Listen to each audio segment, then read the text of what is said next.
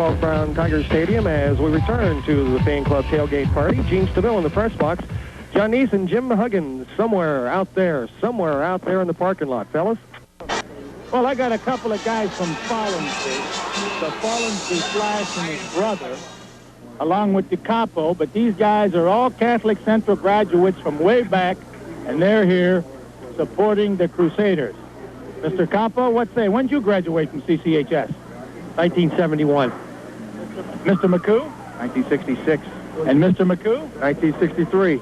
And you guys I know because I see you often, especially the Follensby Flash McCoo at the Friday night clinics. We're not having a Friday night clinic tonight, folks, because everybody from the clinic is at the ball game, so we've moved it to Saturday. And McCoo sits beside me at the clinic and asks a lot of interesting questions. My question to you tonight is, what do you think about this ball game? No sweat. Piece of cake. We got this far. We ain't going to stop now. Sounds good. By the way, folks back home, the first game was exciting. Hopefully it doesn't go down to the wire in our ball game, as Washington knocked off Ironton. Both were 12-0. On the last play of the game, Washington attempted a field goal. It was roughing the kicker from the 40. They penalized him 15 and hit it with no time on the clock. And here comes a couple of other guys from the Friday night clinic. We could be having a clinic right here. McCoo, how about your brother, McCoo? What do you think about this game? I like it. It's good for the city, and it's good for the team, and they're hard hitters, and we'll bring it home. Oh, there's Marlene, another one of my former students at Catholic Central. We've had nothing but guys on here, Marlene. You want to say something to the folks back in the Steubenville tri-state area that's listening? Hi. Oh, come on, Marlene. That's just what you used to do in my history class. Giggle. Okay, Johnny Balzano's there. And, John, what do you think about tonight's game? Well, this is something that we've been waiting for a long time at Steubenville Central. This is things that people hope and prayed would happen one of these days, and finally it's here. We really get a chance to show off our wares, and I think everybody's going to be really impressed about this performance tonight. Your boy having played for the Crusaders years ago, and now a chance now to finally get to see a championship game. Did you get a chance to talk with him and say, how come you guys didn't get to get here? Oh, yeah, we talked about that quite often. Matter of fact, both of the boys talked about those things. But all those kids and all the kids that ever graduated from Steubenville Central dreams of things like this. Tonight, these kids are going to be up here really sharing in this kind of thing that they played for Steubenville Central, and now's the time for them to share in all this glory is going to happen. We really hope for a nice, beautiful game tonight, too. The weather is excellent. I just want to say it's a great honor to be in a parking lot in Massillon with John Balzano. How about the wives? What do you think about having to put up with their shenanigans tonight? Donna Balzano, what do you think having to put up with John tonight? I think it's wonderful. I wouldn't want to be here with anyone else. Okay. We got a couple of college boys, a couple of dudes that played on the Crusader squad last year. Joe Polshaw Jr. and Mike Colopy. Guys coming in, I think, from BG to root the Crusaders on. What do you say, Joe Jr.? Not much, Mr. Neese. About 31-0 Central. Would you like to be out there popping a few people tonight? Definitely. It just brings back all the memories. How about you, Michael? Yeah, makes you miss a lot when you see all the fans support here for the school. Well, you can get here and root the troops on. I mean, they've done a heck of a job this year. Yeah. Coach Bain, all the kids, he's got them ready. They're going to do good tonight. Michael, you played an end position, right? And a little bit of wideouts. Crusader wideouts, David Connors had an outstanding year. Oh, yeah, well, Mike Orlando, he got the ball to him a lot this year. Gave him a chance to get a couple more receptions he had last year. And their offensive line did a heck of a job, I think. Plus, Coach Bain, I think he's by far the best motivator that I've ever been around. Yeah, I know. I saw him motivate you guys a few times, especially you, Mr. Polshaw. Yeah. What techniques did he use on you? Positive influence. The old PMA, huh? Ah, Mr. Duco, many years back, a former Crusader athlete. Dominic, what do you think? I think the Crusaders by 14 this evening. And for all you fans that can't make it up here and are with us in spirit, we love you. Thank you, Dominic. And we got anybody else over here? Here's a principal. I taught this young lady a few years ago, and she's now a principal at Aquinas Elementary, I think. And her name is Mrs. Miknowitz. And how does this make you feel being a former Crusader grad, Dolores? Makes me feel very proud to be a Crusader and happy to be one of the principals in the elementary school to support Central. I know you did a good job when you were one of my students, an outstanding student, and I know you're doing a heck of a job out there at Aquinas Elementary. Thank you. Any of your students here tonight? Oh, lots of them are here tonight. All of our 7th and 8th graders were at the pep rally today. Well, that sounds terrific. I know the teachers sort of slacked off a little bit today and given any homework over the weekend. Definitely not. They're all here. They're all here? How about your husband, Ronnie? He graduated a few years ago, didn't he? Ronnie Mick? Just a few years ago. Your daughter here, she's a former West Liberty. West Liberty cheerleader for Central? What do you say? I'm very happy the Central's here. You graduated yet? Yes, I did. You're going to law school? Yes. Listen, I may need a lawyer in a few years. I'll look you up. I don't see too many lawyers that look as good as you do. We got a couple more people here, and I don't know this young man. I know this young man. It's his father, Kevin. He does a terrific job when he gets on the PA system at Harding Stadium for the Crusader Band. He's also a former teacher at Catholic Central and a former colleague of mine, and it's good to see you here, Father. You're looking good, and you're blue and gold. Hey, thank you, John. It's good to be here. It's going to be a victorious night for the Crusaders. As I look at it, win or lose, this has been a tremendous season, and the support in the Valley for the local teams has been outstanding. Oh, unbelievable. You know, you drive up and down Sunset today, you see all these different placards, all the marquees. It really, you know, it's got to build spirit, not just for Central, but for all of Steubenville. Oh, okay. Good evening, everyone, and welcome to the state championship. Here they are, gold and blue, tried and true. These are the Fighting Crusaders.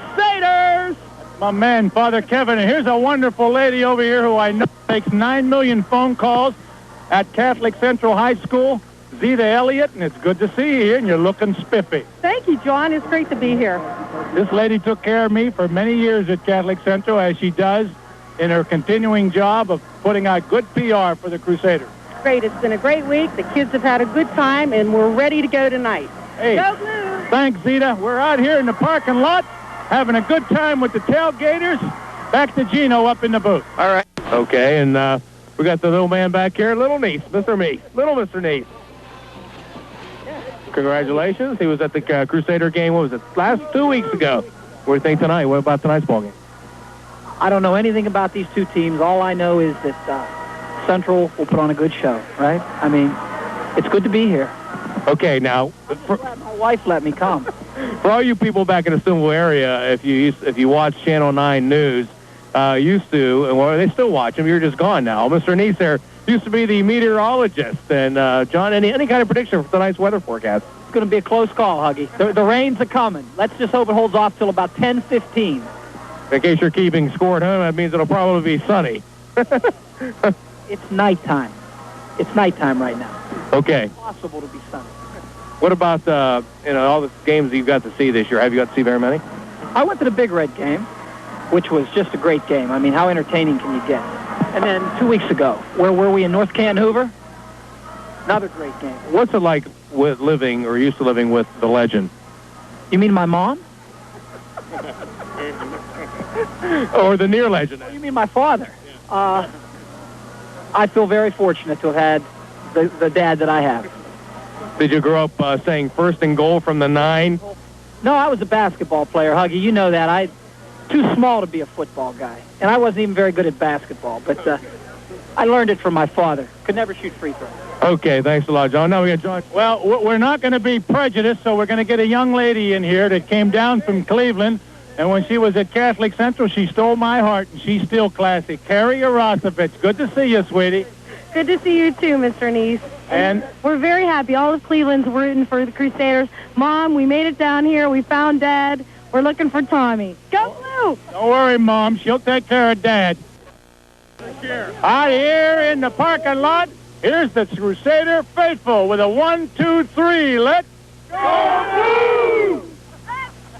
How's that one, Gino? Did that hurt your ears? I really, Back up I to was, you, big man. I was It's really been a hoping, pleasure. I was really hoping Jimmy Huggins for the chant, but that's the way it goes. Let's have the chant. One more, about 3 times in a row. Give us a chant. Let's go Blue. Let's go Blue. Let's go Blue. Let's go Blue. Let's go. John Neese, Jim Huggins, thank you out in the parking lot. And John Neese will now head up here. Jimmy Huggins has his sideline pass. He'll be working the far sideline tonight as we get set for Liberty Center and Catholic Central High School.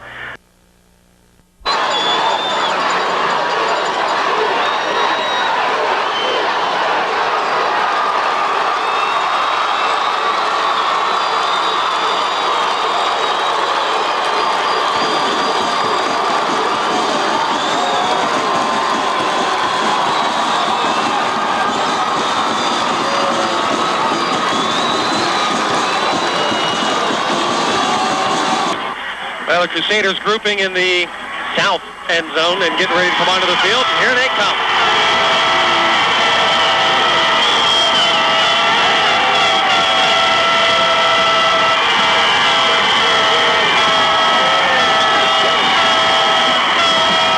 And a few of the players nearly decapitated as they drank the Catholic Central sign down with them. Well, we're ready for football, John Neese. What are you looking for? Give me something. What do you got? I didn't see who wanted to toss. I think the first possession could be a very important possession for either team offensively or defensively. You know the butterflies are going to be there. I've been in this type of situation as a high school basketball player in a state championship game, as a high school coach in a baseball game in 65. The butterflies are there. After that opening pitch, after that opening tackle, after that opening throw, the butterflies go away. The team that makes those early mistakes could be a team that could get themselves in a big hole. I really think it's going to come down to second half play. I think the first half's going to be nip and tuck, feel each other out, beat each other around a bit. Crusaders speed, Liberty Center size. It's going to come down to second half and who has the ball in good field position in the second half. If the Crusaders are anywhere near the goal line, I think they're going to be in marvelous shape because we've seen it as the game goes on, the Crusaders get better. And one more thing, John. I heard the guy from Liberty Center saying the exact same thing while you were coming up to the press box. What'd you say? As the game goes on, Liberty Center It'll gets get better. tougher. Bird and Benji Claus will tee it up. And Nate Soto, the sophomore, is back with Chris Ward, the senior, standing. And here we go. State championship, Division 5, high and fairly deep. Ward at the 11, right up the gut. 15, 20, 25, rolls over to 30 and down at the 31-yard line. First and 10, the Tigers at their own 31 as Shannon Kaczynski in the specialty teams makes the stop. And that's a win for Central, John, because kickoffs 2 weeks ago were getting back 40, 42, 45-yard line. 41-yard line is where they stop him, and that wasn't much of a run back from the time he hit the first wave, so the Crusaders do a nice job of containing. Central will open up in their 4-4 defense, and the Tigers will open up in their wing T right with a double tight end. Kern and Ward. Pitch to the fullback. Kern, hole left side, 35, drags the tackler with him out to the 38, maybe the 39. Orlando Thorne and Bodo make the stop, and when your defensive backs are making stops, the offensive runner is picking up yards. It's an 8-yard gain to the 39. That's that big whoosh that you get out of your offensive line early in the ball game. All the emotion flowing now, and everything's just cooking out there. They pick up the big 8. Kern with 1,736 yards on the year and 23 touchdowns.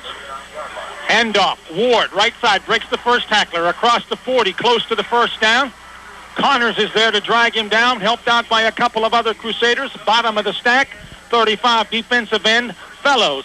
And it's a first down as Ward on his first carry picks up a pair to the 41.5. We'll call it the 42-yard line. Give him 3. So 11 yards on 2 carries. And Liberty Center with the initial first down of the football game. They're wing right again. He'll go left and right. Miller, the sophomore quarterback. Long count. He's back into pocket. He's being hit, and Bias smears him at the 35 on a Saccarino on an outside corner blitz. Well, that was just wide open. Nobody touched him, and here comes Jason Bias, and he levels him. We'll get a look at it at the replay, John. I really don't think anyone touched Jason from the time the ball was snapped, and that was just a clear shot and one that you pray for if you're a linebacker. And luckily, the youngster Rex Miller did not fumble the football because he didn't know that Bias was on top of him. 2nd and 17 after the 7-yard sack. And on the replay, clear. No one touched him. He split offensive people. Double tight ends, wing left, handoff to the outside running room. Kern tries to cut it back but slips down at the 40. He made a sharp cut, and he's a quick man. Pinned down as his knee touched at the 40, so he gets 5. It'll be 3rd and 12. Possession down for the Tigers. With 10:02 to go in the first quarter, we're scoreless. Well, you can see he's a quality back, John. He has nice speed. He tried to turn the corner. It just went out from under him a little bit as he cut maybe just a little bit too severely for the turf. For the first time, they'll split a man. It's Bosselman. And in the slot is Soto. And now Kern in motion. Here's a quick toss to Ward. Flag on the play. That'll be backfield in motion. Ward is stuffed at the 42 or 43. Did they blow it dead, Gino? No, what I'm waving at you, they'll just third down and 12. If they're right, they'll just let this go and take the punt. 3-yard pickup. They'll waive that penalty off. It's certainly against the offense and the Crusader defense after yielding an initial first down and 11 yards on the first 2 carries. 1 yard on the next 3 with the sack in there. Illegal shift declined. So dropping into punt formation should be Keith Kern, who kicks and punts. And Central will send back twin safeties, Orlando and Claus. And Kern's a pretty good kicker. Benji and Mike will stand inside the 25. Kern standing at his 30. Good snap. He's a left footer. He didn't hit it very well. It'll bounce at the Central 40 and sort of sit still at the 37-yard line, so Central comes out of it with good field position. 20 yards with no return.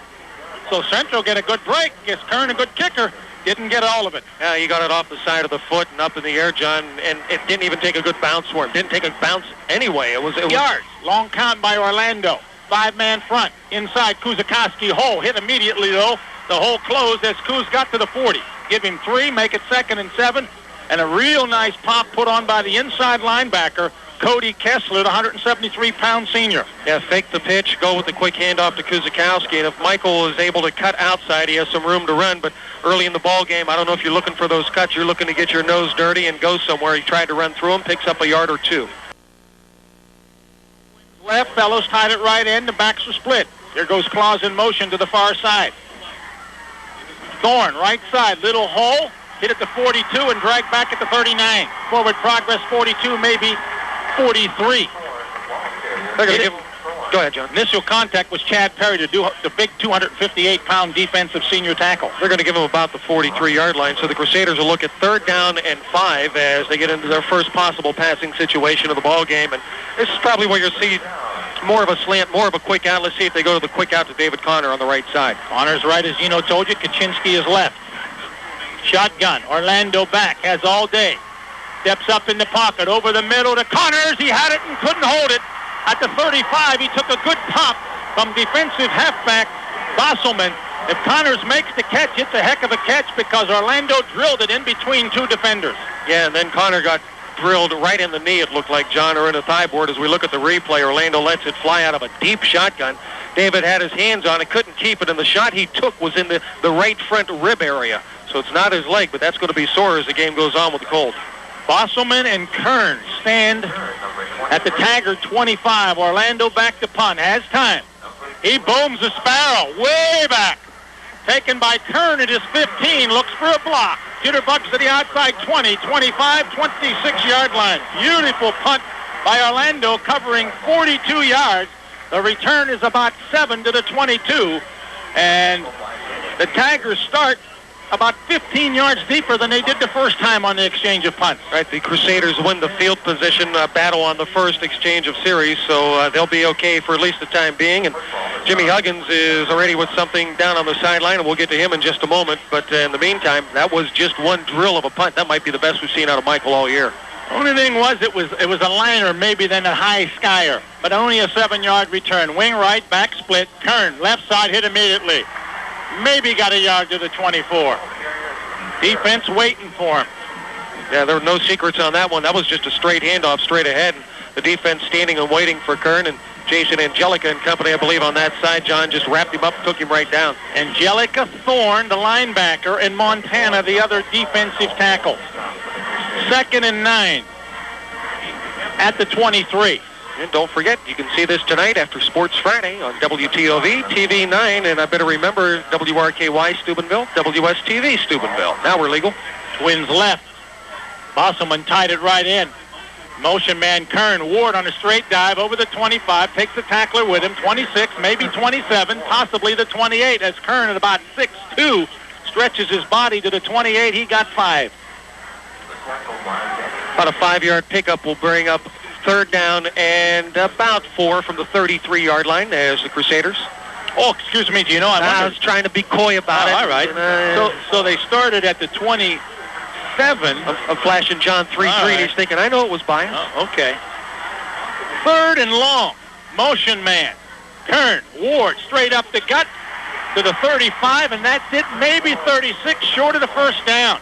52 making an initial contact. Angelica Thorne also helping him out with a couple of other Crusaders, and they'll hold for a second time. That's the kind of defense that Greggy likes. You get your gap filled, give him nowhere to run, and then swarm. And with a big guy like Ward, that's what you got to do. You got to swarm and get a lot of hits on him. 4th and short, and Kern high and short. It'll bounce. Oh, it hit a Crusader, and I think the Tigers are on it. Making the recovery, John Mills. The Crusader lineman did not see the football, and that lineman was number 66, and it hit him on the backside, Gino. And that Crusader, Anthony Canella, the sophomore, just didn't see it. It wasn't his fault, and a big break at the central 44-yard line. As you can see, the punt covered only 21 yards, and Liberty Center gets it on the first turnover of the football game. Wing right, split backs. Here's a toss. Kern hitting the backfield, breaks one tackle, hurdles another one, but Thorne wraps him up at about the 42.5-yard line. Now, once again, the Crusaders with good defensive penetration, John. They made Kern have to do something that he didn't want to do, and that's slow down and look for somewhere to go. You want to keep your momentum. He picks up, as we look at the sticks, about a yard and a half, so the Crusaders with a good win on first down. Central's limited. The vaulted Tiger rushing attack to 21 yards on 9 carries. Double tight end, wing left. Fullback right up the gut. No, it's Ward. He breaks the first tackle into the secondary. Breaks another tackle. The big man still going down to the Crusader 32-yard line and a first down. Hanging on down bottom. David Connor. The big man is quick. He looks bigger than 6'2", 200. They spot him at the 32 for an 11-yard gain. Pops him up to 21 yards on 4 carries. Kern with 5 carries, 17 yards. Second first down. Wing left. Inside handoff to the wingman. Soto carries, and he goes nowhere. Central waiting for it. Thorne, bias. And 50, inside linebacker, Danny Canard. They smelled that play out. Yeah, they saw it coming. They got the penetration. We're standing in the backfield. The defensive end made penetration, stayed at home, made them turn it up earlier than they wanted to, and that's how you stop a reverse. 2nd and 10. Did you say carried? Wingback Soto. Okay, thank you. He's wing left again. Backs are split. Here's the toss. Outside. Kern. Over the 30, down to the 28-yard line. Waiting for him over there, along with 74, Larry Chambers. Well, meanwhile, I thought if Kern would have dipped to the outside, Gino, he had some running room. They looked like they had caved the defenders down at the 29. Looked like he could have gone somewhere, but, you know, you're looking for your blockers. You're trying to stay behind them. The Crusaders did a nice job of filling inside. At the 29, 3rd and 7. Soto, wing right, double tight end. Backs are split. Upside into the middle is Ward. Short yardage, 27. Central doing the job for the most part against the running attack. Yeah, Ward with just 2 yards on the carry, John. It's going to bring up 4th and 5, and most likely this is 4 down territory. We hope it's only 4 for Liberty Center. A pickup of 2. We had Orlando there. We had Fellows there helping out on the tackle. 4th and 5 at the 27. Big down. Wing left, double tights, backs are split. Miller in the pocket. Now rolling out. Floats one up there. Has a man. Carter makes the grab inside the 15 for a first down. It was a floater, but Connors couldn't tip it away. That's the way he throws him, Gino. Up high. Carter and Bosselman go for him. Carter got the grab at the 13-yard line. 14-yard pickup. 3rd first down. And the Tigers driving with 3:06 to go in the quarter. We're scoreless, but they're inside the Crusader 15. Big catch, and it was a floater, like you said, John. David respecting a little bit too much. 1st and 10, wing right.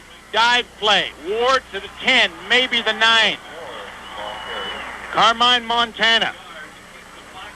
On the bottom, and on the top, Danny Canard. Ward got down to the 9 for 4. 2nd and 6. Scoreless, but Liberty Center threatening after the recovery on the punt.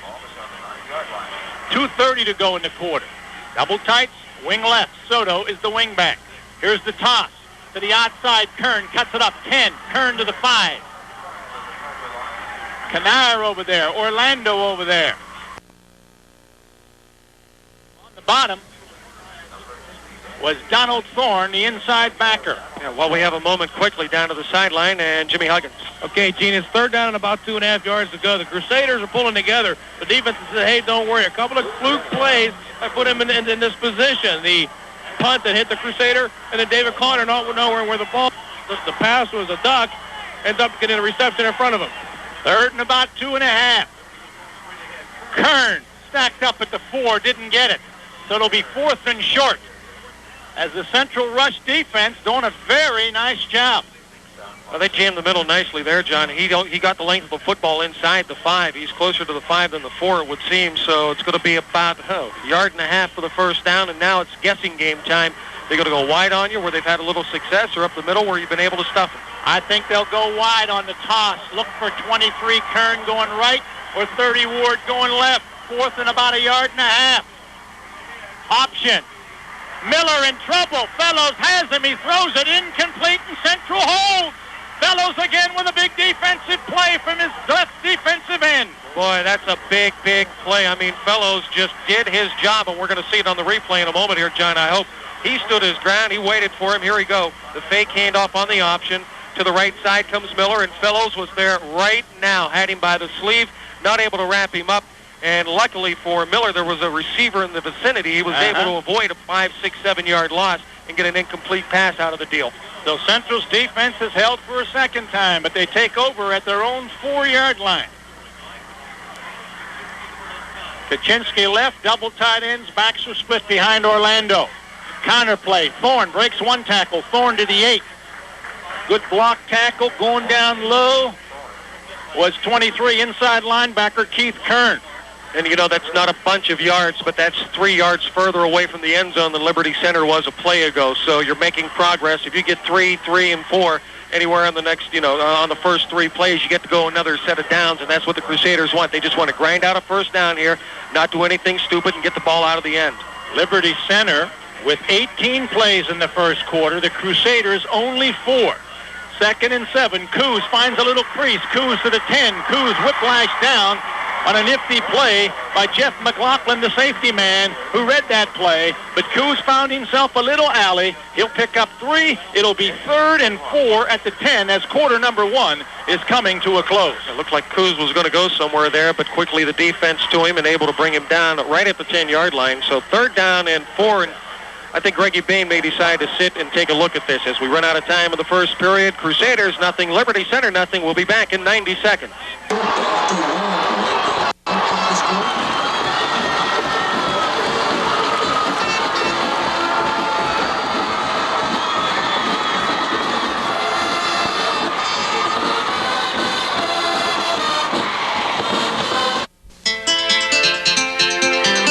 As we return to Massillon, we'll check in with Jim Huggins in a moment. And to the left side, Donnie Thorne on 3rd down is short and not able to get the first down as he gets to about the 11-yard line, so he'll be short. Did they fumble the ball? Well, Liberty Center may have the football, John Neese, and they do. You're absolutely right. Jimmy, what happened? Donald Thorne tried to make that last cut. Somebody came in. Thorne holds the ball out a little bit. Somebody came in, punched the ball out as he was going down. It was a fumble. Thorne unable to get back to get the ball. Liberty Center recovers 1st and 10 from the 11. So the Crusaders in big trouble now with the ball 1st and 10 at the 11-yard line. I didn't see it. It was right at the pillar that is in front of me, one of the few obstructions in the whole place. We told you this is a gorgeous stadium. As they set up backs offset left, wing left. Miller wants to run left, and he'll be sacked again. That was a designed run. That was not supposed to be a pass. Kuzikowski, Fellows, and Tuttle stepped up and knocked Miller down back at the 15-yard line. That'll be a loss of 4. Watch the replay, Gino. I think Miller was trying to get it to Kern and couldn't get it because of the penetration. Central's defense is outstanding. They had the football offensively only in the first quarter, 5 plays. Liberty Center had it 18 plays, and yet Liberty Center didn't score. Well, we're not going to get a replay as we go offset right. Now the handoff left to Ward, trying to sweep to the 15, inside the 15 as he gets over a tackler and down to the 10-yard line. A gain of 6. That'll bring up 3rd down And let's see, from the 10, about 9 yards at the Crusader 10. Central just doing a superb job of swarming around the football. Ward is tough to bring down because of his size at 6'2" and more than 200. But they're swarming, they're hitting high, they're hitting low. And if they can hold here, they possibly could force a field goal. 3rd down, 9 from the 10-yard line for Liberty Center. Backs are split this time, and Miller back to throw as he rolls right. Takes a look to the end zone. Lets it go, and it's intercepted by the Crusaders. Kanier. It's Kanier out to the 15-yard line, and the Crusaders get the break on the turnover. The first turnover of the game for Liberty Center. The receiver was open when Miller spotted him, but he didn't see Danny Kanier, who made a perfect drop near the goal line. And had he been able to get a block, he might have been off to the races. And Central continues to play tremendous defense. The offense now has to come through. You may say tremendous defense in the face of adversity. So the Crusaders 1st and 10, just shy of the 15-yard line now, and time for a little offensive movement. They've been 3 and out on their first 2 possessions. Backs are split. Kaczynski wide to the right side. As Orlando hands off, straight ahead, Donald Thorne as he plows out to the 19-yard line. He'll pick up 5 yards. Ball just shy of the 20. Call it 5. 2nd down, 5 for the Crusaders. I like that, Gino. Donald, last carry, fumbled at the 11. They come right back to him when they get the football back. Give him the confidence. Excellent running. Central needs a 1st down here. We've lost no confidence in you here. Take it, get us something. Connor will go wide to the right side this time. Shannon Kaczynski wide to the left. Kuz and Thorne split in the backfield. Back to throw Orlando on 2nd down. Slayton and Connor, and this is going to be pass interference. They're not going to call it. Oh my, what a lousy no call. It's intercepted, and back to the Crusader 14-yard line is number 42, Jess McLaughlin. If there was ever pass interference on a play, it was there. My goodness, where's the replay? Oh, the Massillon people want to see the replay. There definitely was a lot of contact that time. The receiver, Connors, was contacted. It depends upon where he stepped in on him. Well, we'll take a look again and see if they get another angle, because that was not a good angle. They showed us field angle, but 1st and 10, regardless, for Liberty Center of what we think of the play.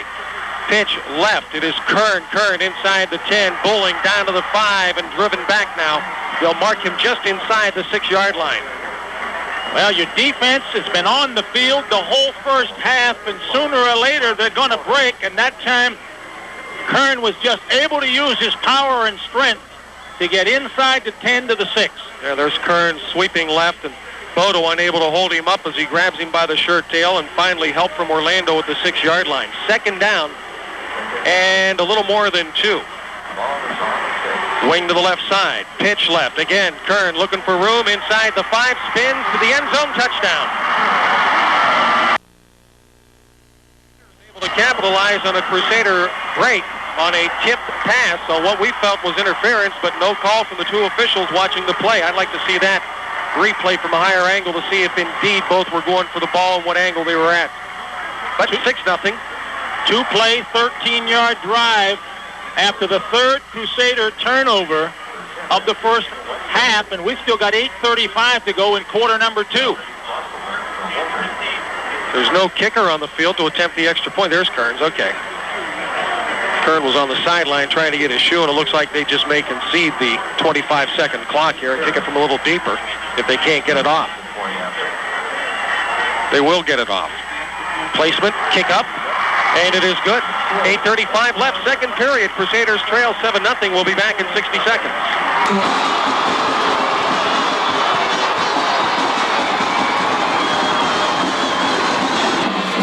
Along with number 20, Dave Connor.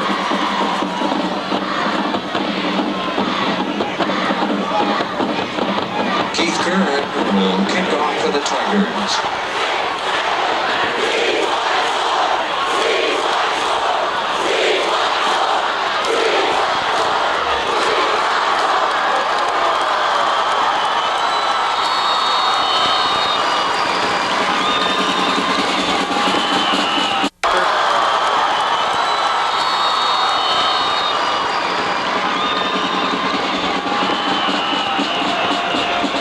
Kickoff as Kern gets set to put it away. High, not real deep, to the far side, and taken by Kuzakowski at the 18-yard line, and the play is blown dead. So while they sort out the penalty, let's go down to the sideline and Jim Huggins. Okay, thanks a lot, Gene. The Crusader moved on the sideline a little bit down right now because the touchdown was given up. A lot of time left in this first half. The Crusaders have got to get something going offensively. The defense has held. Outside the last little drive was 3 turnovers here already in the first half. The offense has barely been on the football field. The defense maybe getting a little tired. I mean, they got some big backs for Liberty Center. They're pounding away at the Crusaders. The Crusaders have got to get the football, move down the field, eat some time off the clock, give that defense a little bit of a rest. Okay, Jimmy, thank you. You sound like you need a rest, too. Get some oxygen down here. Well, Neese, they'll kick it over as it's offsides against Liberty Center. No, they pointed to Central. Oh, now they're going the other way. Must have moved too soon, but the Liberty Center guy was over the 40-yard line before Kern hit the kickoff. I was watching Liberty Center originally, and Kearns was taking the tee and going back to the 35-yard line, so the Crusaders are penalized for offside. Kearns got a very strong foot. Central needs somebody to get a good return so that the offense can get sparked up here. Kern again to kick it away, and this time it comes to the near side. It'll be taken by one of the Crusader up people. That is Dave Riley, and Riley will get back to the 25-yard line before he's brought down. Short run back, Crusaders 1st and 10, shy of their 25. I'd like to say hi to a fellow that the guys told me about out in the parking lot, Bud Wickham, who had an accident at work today. He's a loyal Crusader fan. He's resting, and the guys from the Jefferson Sportsman, Bud, wish you the best and hope you could have been here. Connor wide right. Shannon Kaczynski is flanked to the left side, and it's an option left. Late pitch to Thorne in trouble, cuts back in on the defense out to the 30, out to the 34-yard line. He'll be very close to the first down, and that was all Don Thorne there, John. Exactly, because you said he was in trouble, and he was able to make that sharp cut. He was going to get hit for a loss. He avoided the first tackler, found the seam, and got about 10. Just what the doctor ordered. Orlando takes a hit as he pitches it, and Thorne, with a quick cutback, is able to duck under a defender out near first down yardage. They'll drag the sticks out. We get it. It'll be our first. Stretch him out. I think he got it. And he did. Your eyes are getting better as you get older. This is just a great facility. The field is the turf that you're talking about, the sand turf, marked beautifully. Just, lovely to do a ball game. And look at that central side. Yeah, buddy. There's a lot of people. Look at this side, too. Lots of people. There are 6,000 people here. Someone don't know how to count. 1st and 10 Crusaders, their own 34. High backs, and now Benji Claus motions out of the slot left. Connor is wide left. Hand off to Kuzakowski, in trouble, and will get maybe a half yard to the 35. It was that quick trap to Kuz that Central likes so much. But Toby Lay, the nose guard, 172-pound sophomore, was waiting for him. You trap, you got to get the nose guard out of the way. For all intents and purposes, it'll be 2nd down and 10. Crusaders have yet to complete a pass. 7:28 to go in the half. Liberty Center leads it 7-0. Central's had 3 turnovers. Slot to the right side. And Orlando back to throw. Has some time. Looks over the middle. Connor got it. First down. Hit hard and down at the 46-yard line, but he'll have the first down across the 46. The hard hitter was McLaughlin, who had an intercept earlier, and the hard hitter is down, and Connors is up. So McLaughlin looks like he may have done something to his right shoulder or arm, and we'll take a quick break with 7:11 to go. Second period, Crusaders trail 7-0. We'll be back in 30 seconds. Jess McLaughlin on the stop for the Tigers. So Michael Orlando to David Connor. That is good for a Crusader first down. An official timeout. An injury timeout. The guy that hit him still down. Is that 35?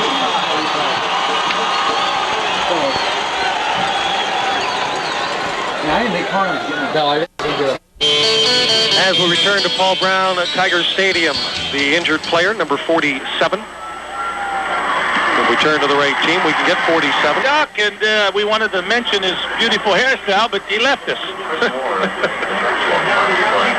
Crusaders line up I-backs.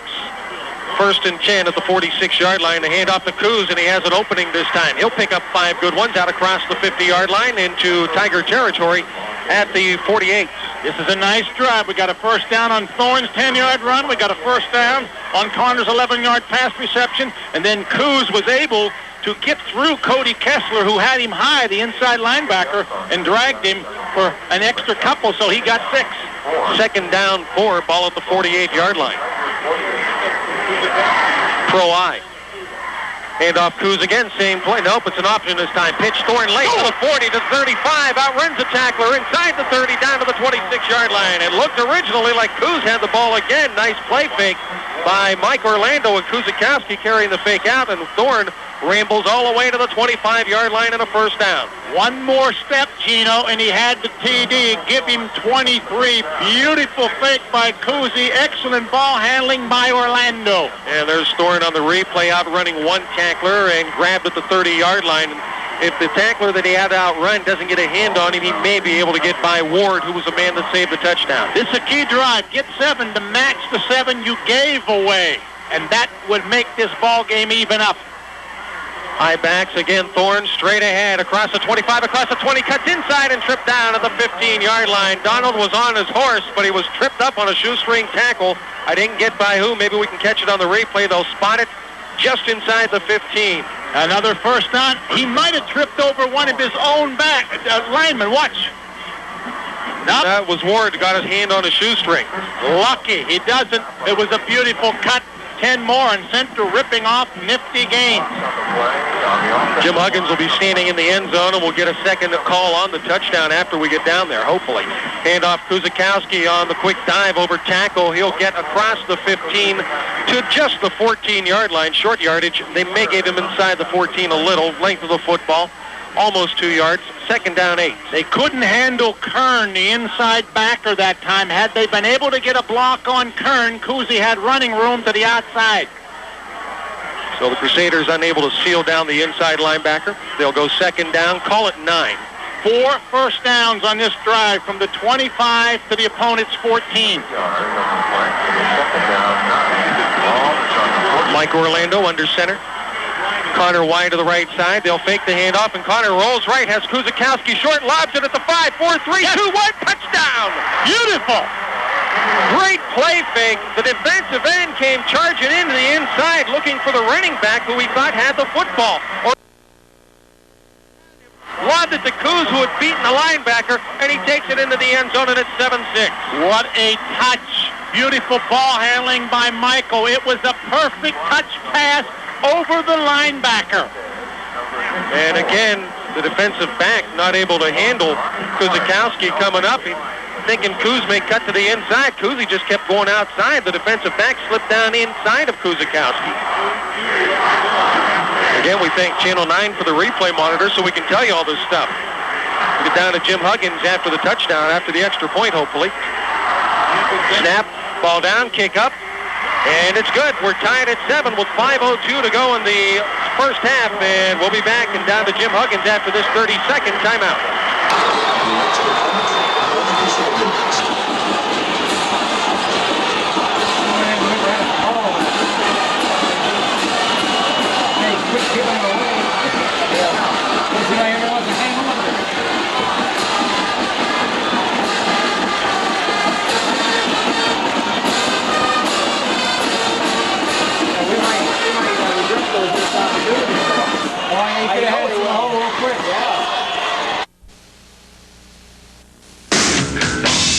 7-7 time with Liberty Center, and quickly down to the sideline and Jim Huggins. Okay, thanks a lot, Gene. On the pass to Kuzikowski, he just kind of snuck around and made the catch and barreled over a runner for the touchdown. Now the crowd has gotten back in it. You might have been able to hear some of the chants. We want more. The Crusaders on the sideline are saying, we're in once. We can get back again. Let's get the ball back. It's a new ball game. 3 minutes and 33 seconds for the score to go 75. That's your tip of the night for the lottery. All right, the kick is high and deep and will be taken by Soto at about the 8-yard line, across the 25 out to the 30-yard line where he's slapped down. So Soto will go first, and I should say Liberty Center will go 1st and 10 from the 30-yard line after the run back by Soto.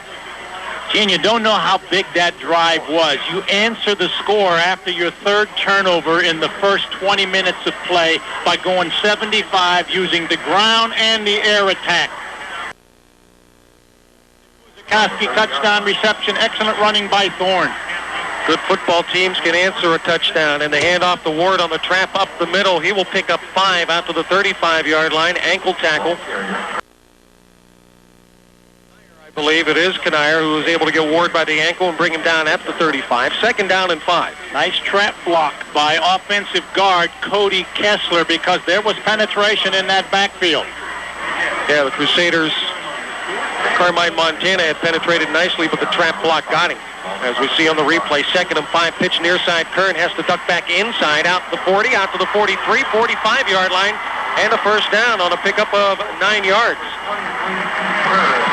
That's beautiful cutting and bringing your legs up high by Kern. There wasn't much of a seam there. Looked like he might only get a couple. He got 10. Bodo was ready for him if he kept going outside, but the quick cut inside, he left Bodo behind, and it's Jason Bias who makes the tackle for the Crusaders out at the 45. Central needs to stop here, Gene. You can't let them go down the field and get another score. 4:04 left. We're tied at 7. Second quarter. Pitch left. Kearns in trouble in the backfield. Grabbed by Kuzikowski by the back of the pants, and he holds him up long enough after he fought off the block by Ward for his mates to catch up and make the tackle. Bodo and Angelica, along with Tuttle, and was it Carmine?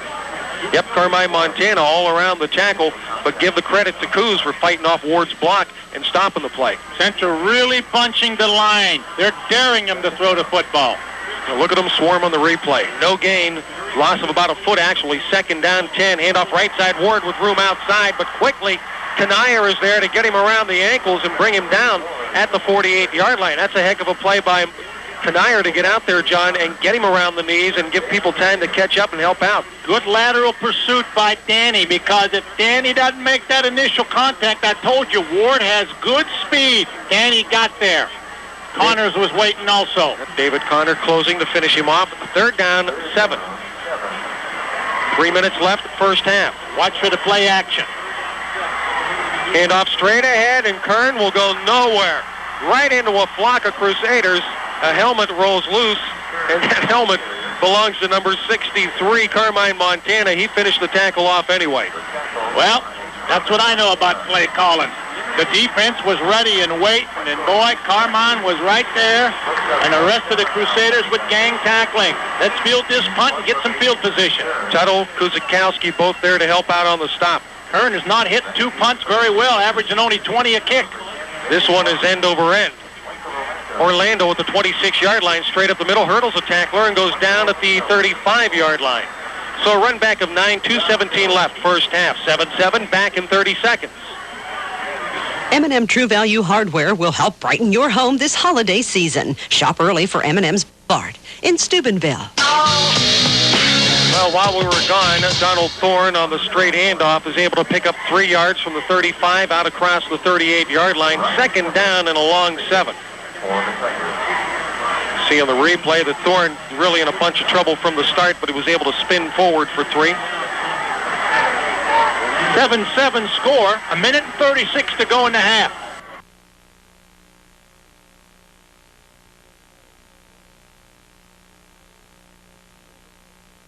Spin forward for 3. 7-7 score, 1:36 to go in the half. Claws wide right. He motions out of the flanker position now. Double tights. Orlando wants to throw. Sets up the screen left side for Claus, and he's hit immediately as he catches it. And will lose yardage back to the 30-yard line. Liberty Center was waiting for it. It was the flanker in motion. Stop, come back, get the football, and in trouble immediately as they lose all the way back to the 30-yard line. I don't know if that was a pass or a lateral, Gino. It looked like it was backward. We'll have to check with the official stat man at halftime.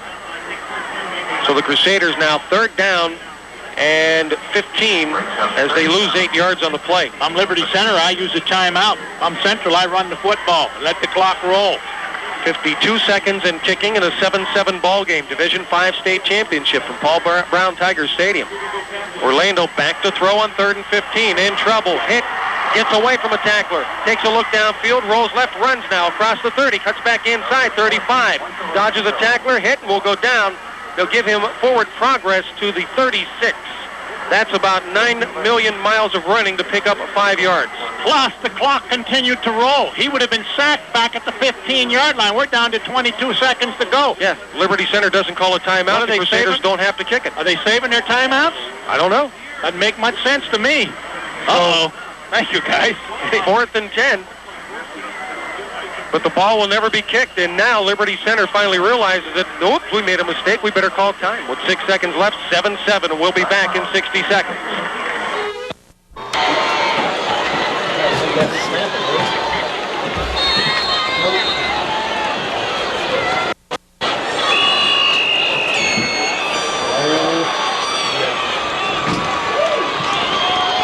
Timeout, Tigers.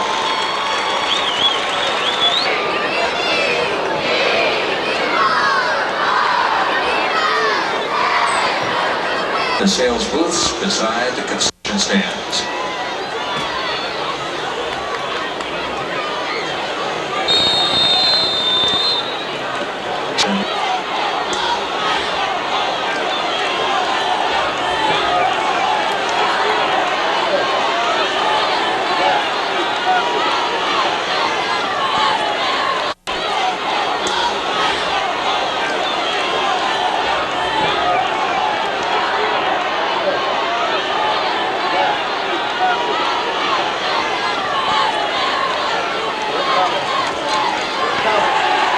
There with instruction. High snap, he'll kick it away.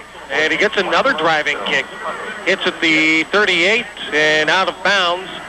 Right at the 38-yard line as the first half runs out. Go down to the sideline and Jimmy Huggins. Jimmy? Yeah. You're on. Okay, Gene, at the half, we're tied at 7-7. The Crusader coaching staff want to know who called a timeout at the end of the half. When found out it was the other team, they went into the huddle. They said, hey, whatever you do, make sure you get the punt off. They come off. Well, it's a 7-7 halftime. Catholic Central and Liberty Center all tied up as we get ready to move to the third quarter. Jim Huggins is going to try to corral Coach Bain. Now, that may be a little bit of an impossible task, but we'll keep our eyes on him. I'll keep my eyes on him, and John Neese will give you some first half statistics. Boy, the stat people here are pretty good, Gino, because they're right on the numbers with me. Crusaders, 14 rushes, 76 yards. Liberty Center, 25 rushes, 79 yards. In the air, Orlando, 3 of 5 for 18, 1 intercept. Miller, 1 for 3 for 14 and 1 intercept. Total offense, the Crusaders, only 19 plays, 94 yards. Liberty Center had 28 plays, but only 93 first half yards. We're tied in first downs at 5. Orlando has punted twice. He's averaged 37 yards a kick. Kern, on the other hand, has punted 3 times, but averaged only 21 yards a kick. Crusaders have fumbled twice, lost them both, had 1 pass intercept. So 3 big first half turnovers for Catholic Central. 1 intercept by Miller. The Tigers with only 1 takeaway in the first half. Penalties? We've had only 1, a 5-yarder against the Crusaders, and we're tied at 7. Jimmy goal that missed as time expired. This one is 7-7 at the half, and I don't know how close you can get, but this is it. See if they're offside. I think the guy over there on the hash mark was John Neese, as the kick comes down to Donald Thorne at the 13-yard line. To the 20, 25, cuts outside, 30, and cuts back inside and down to the 36-yard line. Returned by the Duckster. Good field position. First and 10, the Crusaders at the 36. I'd like to say hi to Johnny P. and Jimmy D. back in Liverpool. Sue and all the gals in the office. Hope you're enjoying the ball game on WRKY. And WSTV Steubenville, WRKY Steubenville. Crusaders come out with Connor split wide to the left side. It is Kaczynski on a flanker right. Backs are split and offset to the left. Kaczynski motions right to left now. And the handoff coming back this way on the trap to Thorne, but Thorne is bottled up right at the line of scrimmage. May have lost a half yard on first down. Kessner, the right inside linebacker, knifed across the line. They didn't block him. He didn't go for the fake, and he made the nifty tackle. Looked like Thorne could have gotten something. Second down and 11 as the Duck loses 1. In a moment, we're going to go down and visit with Jim Huggins and your man, Doc Skirty. Oh, my man, the doctor. Backs are split, pro set. Orlando wants to throw, looks, throws out to the far side and up over top of Connor and incomplete. And again, Connor is drilled as the defensive backs for Liberty Center don't give you anything if the ball goes by. Bostelman let him have it. Incomplete, 3rd down, 11. David had no chance. The pass was at least 5 yards over his head. Big possession down. Central would like to come up with a huge play on 3rd and long. We'll try to get to Jimmy Huggins and Doc Skirty if there is a punt. Hopefully there is none here. Connor will go wide right. Kaczynski is wide to the left side. How about a little middle screen, Gino? You ready for it?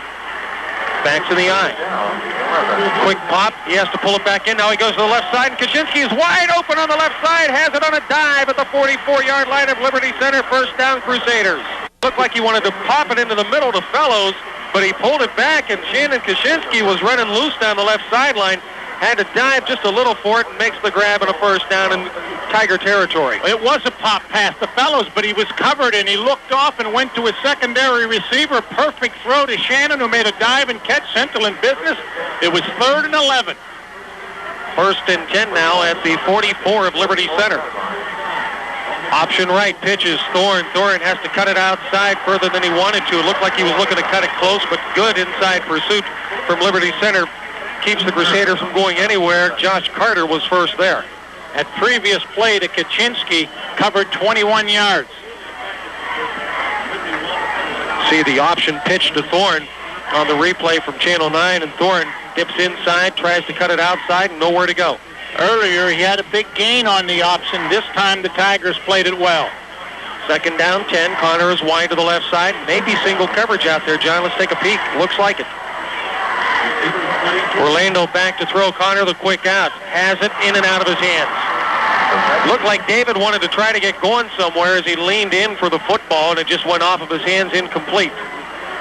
Central using a variety of patterns, down and out, post patterns, popper over the middle, the swing pass to Kuzi out of the backfield. We haven't seen the screen on 3rd and 9 or 10, a possibility at the Tiger 44. As we looked at the replay, there was nothing wrong with that pass. David just didn't hold on to it. So 3rd down and 10, the ball at the Liberty Center 44-yard line.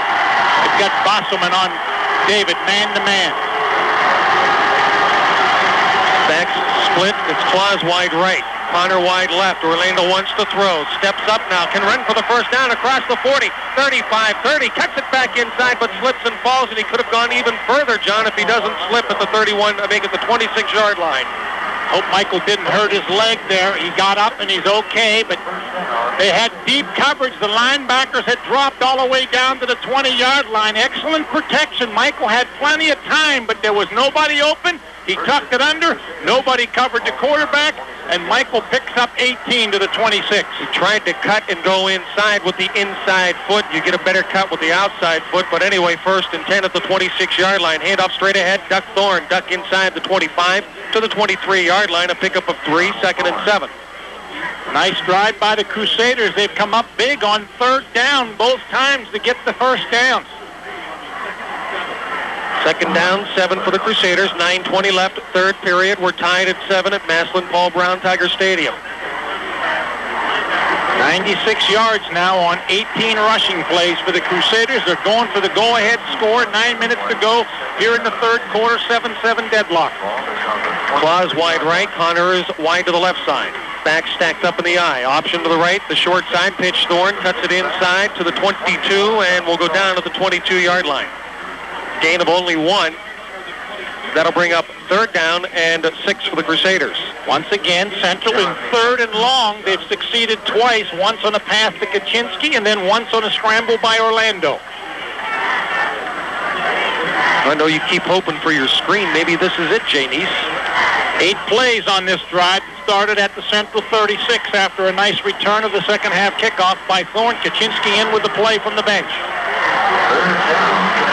Jimmy Huggins has deserted the doctor and headed for the end zone. Hopefully we'll get a call from down there. Throw I. Orlando to throw, rolls left in deep trouble, lets it go over the middle, and it is intercepted at the 13-yard line. McLaughlin again. Fellows was the intended receiver. McLaughlin turns it up the near sideline now and is punched out of bounds at the 28. Michael had to get rid of it off the back of his heels.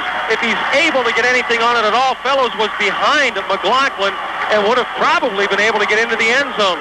But Michael off the back foot, not able to get anything on it, and it's an interception and a turnover. He was under pressure, scrambled out of the pocket, was able to get it off, but just as he was throwing, he was hit, and it was about 2 yards under throwing.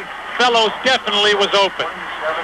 So the Crusaders turn it over deep in Liberty Center territory, and the Tigers go 1st and 10, and a pitch to the near side. Kern grabbed in the backfield, breaks the tackle out to the 29-yard line. A gain of about 2. It'll be 2nd down and 8. So a nice drive by Catholic Central. They gave up bad field position. The other team starts deep in their own territory. If they can hold, they'll get the football back, and you know they can move the ball on offense. Line of scrimmage was just shy of the 28. They mark it just shy of the 30. 2nd down 8. 7:39 to go, 3rd quarter. Clock rolling, tied at 7. Ford and Kern split in the backfield, offset a little left. Wing is to the left side. Pitch left. Kearns looking for running room, has blocking out to the 35, the 36-yard line, and will be about 1.5 yards, maybe 2 yards shy of the 1st down, depending on the spot. Boy, it's the old Green Bay power sweep with tons of blockers in front of the running back. Central jamming the line with 6 players and 2 inside linebackers, daring them to throw. This team does not want to throw. They've only pitched it 3 times and had 1 intercept. 3rd and a deuce. Big field possession down for the Crusaders. Pitch left again. Kearns at 31, out to the 40, out to the 44-yard line, and a 1st down on a pickup of about 8 yards. First down and a half for the Tigers, and Kern made an excellent move, using the stiff arm to sidetrack the initial penetration, and that penetration was by linebacker Thorne, and he got away from him and got the 1st down. 1st and 10 Tigers, their own 44-yard line. Central got 2 big 1st downs on 3rd down. Now Liberty gets 1. Back split, fake pitch. Miller to throw, takes a look downfield, lets it fly, and it's a one-hopper, incomplete. Intended receiver was Josh Carter, but he took it on one hop. The official was right on top of it. 2nd down 10. Josh did a nice job of scooping it off the turf, but the official, as you mentioned, had an excellent view of the play. Ball just across the 44, 2nd and 10 for the Tigers. Clock stopped at the 6:37 mark of the 3rd period, where we're tied at 7. Most of the Tiger passes come off play action because they're normally in a double tight end set. Wing left, back split, handoff. Ward straight ahead, but he runs right into a Crusader defender. I believe it was Carmine Montana. 63, and he slammed them to the turf. Also on the stop, Danny Kanier and Jason Angelica. It'll bring up 3rd down and about 7 on the gain of 3. So Liberty Center, for the 2nd time on their drive, as were the Crusaders, faced with a 3rd and long. Actually, the last one was 3rd and short. Crusaders stack it up a little bit. Leaning forward are they, and the handoff to Kearns breaks a tackle at the line of scrimmage, but he will gain only 1 yard to the 48 as the Crusaders swarm and gang tackle. Thorne's up off the stack. Larry Chambers.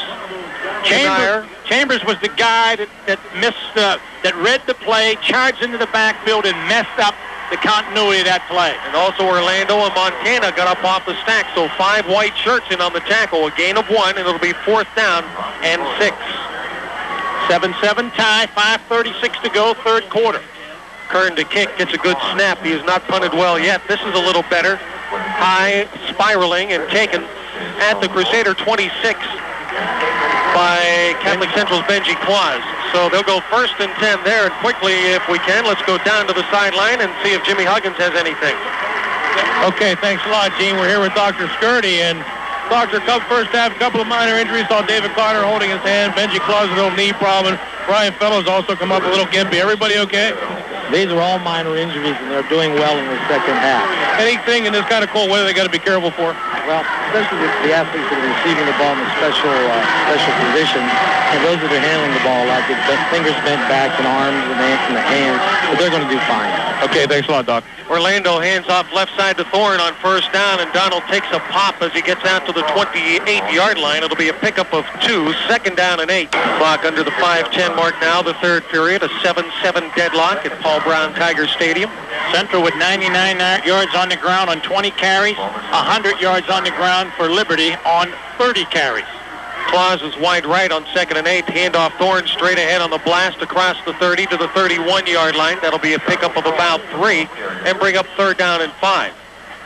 Central has had 4 turnovers in this football game, but yet we're still tied at 7-7.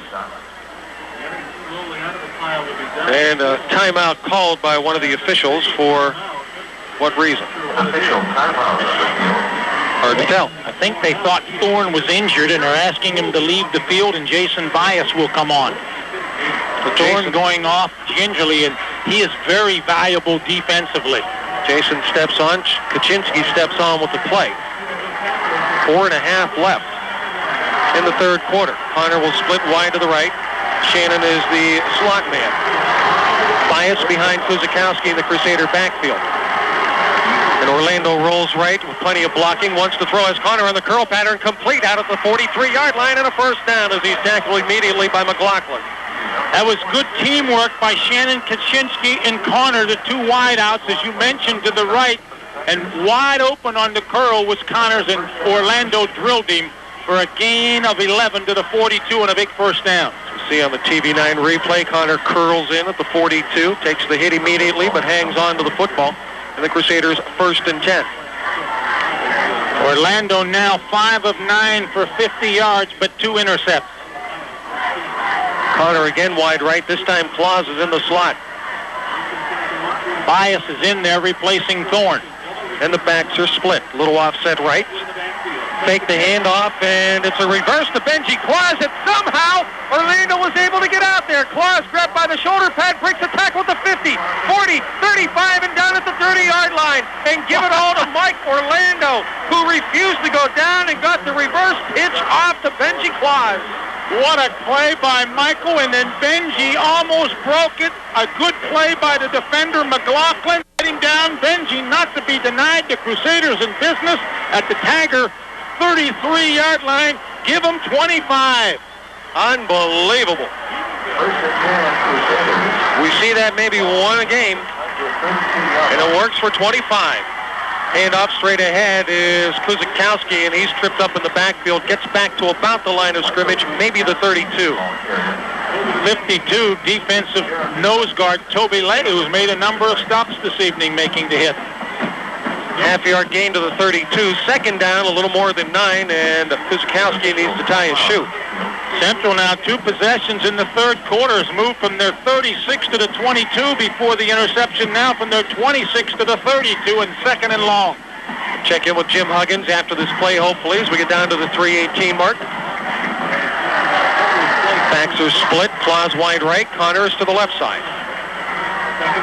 Orlando wants to throw. Quick out. David Connor has it at the 28-yard line. 27 now takes a pop, gets by a tackler, takes a second pop, and out of bounds at the 26-yard line. And let's go to the sideline and Jim Huggins. Okay, thanks a lot, Gene. The Crusader offense started to vary it a little bit. They ran a reverse with Benji Claus. Had a man out here guarding him. They almost got to me. Tried to rip the jersey off. Benji spun off there, did a great job of tight roping down the sideline. A great athletic by Benji, and he picks up another 10 yards. And now the quick out to David Connor. The Crusaders are trying to spread out the defense, gives them more room. They got a little bit of openings there. Okay, Jimmy, thanks. And 3:03 left, and the clock stopped in the third quarter. Connor is wide right. Kaczynski is in the slot. In 4-down territory on 3rd and about 5.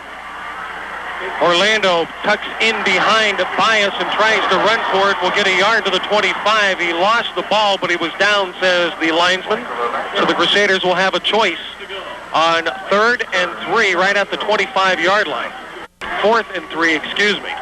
Well, 25, 35, 42-yard field goal. They're looking at the sidelines. I think they'll disdain that and come up with a big, big play as Benji Claus checks in with Frankie Spence's play from the bench. Orlando's gain on the play was of 1 yard. He has 24 yards, 3 carries. 4th and 3, slot right. Cruz and Bias in the backfield. Orlando wants to throw, has time, looks, will run left, stops, reverses his field, flag goes down. Could be a hold, and Orlando will be sacked back at the 37-yard line. And if you're Liberty Center, you have to decline this one. Good defensive coverage. I thought there when Michael didn't find anybody and started to roll right or left, he had running room, but Liberty Center reacted very well. They'll take over on the sack. Loss is back to the 37, as we told you. 12-yard loss. So the Tigers hold the Crusaders, and will go 1st and 10. I'll give Liberty Center's defense a lot of credit here in the third quarter. Central gets to the 22, throws the intercept. Central gets to the 25. It's stopped on down. We need to turn over in their territory, like what they have gotten in our territory. That would work. Miller 1st and 10 under center. Back to pass on 1st down, takes a look, floats it out there. David Carter will be nearest to it, but it'll be over his head. And David stopped and checked up to find the wide receiver, Charlie Bostelman. Well, actually no wide receiver. They line up at tight ends, but had David not had to stop and look for the receiver and kept his, if you will, defensive retreat, he'd have been first to the ball and had a great shot at it, John. Central's doing what they need to do. Stacking a line. This team is double tight end most of the time with a wing left or right. Make them throw the football. Miller 1 of 5 for 14 with an intercept. 2nd down and 10. Pitch to the near side. Kern looking for a block. Gets one, but will not get a second. He'll go down at the 39-yard line as, again, the Crusader defensive pursuit is tremendous. Robbie Bodo was in on the bottom of the stack, along with number 66, Anthony Cannella, and just a crew right behind him. Central doing what you need to do. This team appears to think that they can run left because that's all they're doing. They're tossing left, but the Central defense has come up big. They have only yielded 103 yards on 31 rushes. To give credit where credit is due, was Anthony Cannella who put his helmet into the knees of Kern that time to stop him on the first hit. Miller wants to throw on 3rd down, setting up the screen to the far side. Complete. Jason Bias misses Ward. Ward sidesteps the tackler at the 44, but will go down just past the 44-yard line.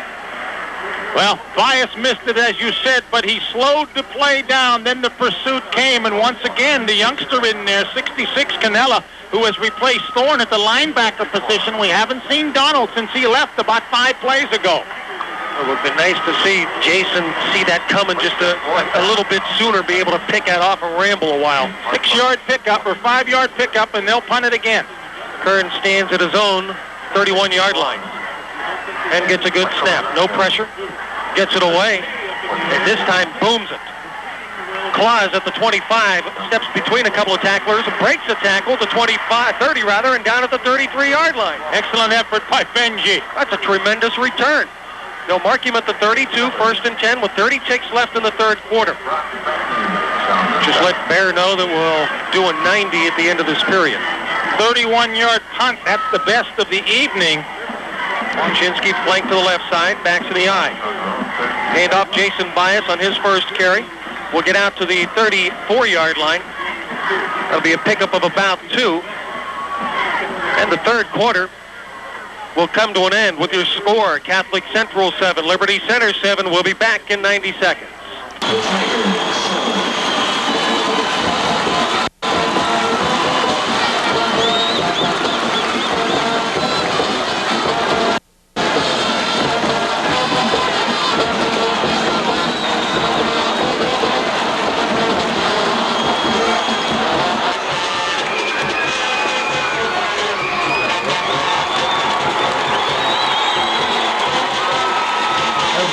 Ladies and gentlemen, as we enter the fourth quarter, the score is tied 7-7. Can we hear it for these two fine football teams and their coaching staffs?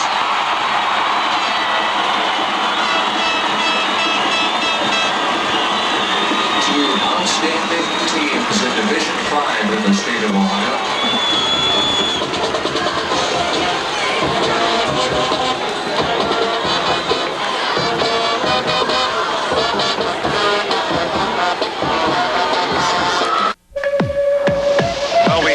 fourth quarter, a 7-7 tie, and John Neese, it's all yours, buddy. Crunch time. You're offensive. I've been defensive. Let's hope we can get the Central offense going. Orlando.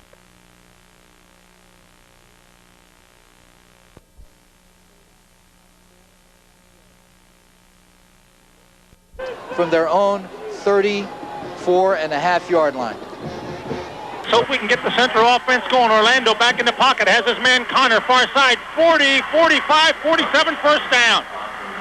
And now to Jim Huggins on the sideline. Okay, thanks, Gene. Donald Thorne, a little bit of problem with his hip area, a little bruise. Nothing serious. They're putting extra padding in for him so in case he gets hit there again, it won't hurt as much. Maybe a little hip pointer, but Donald Thorne should be able to come back in. Big part of the ball game, the fans. We're going to try and get these cheerleaders to get the cheer.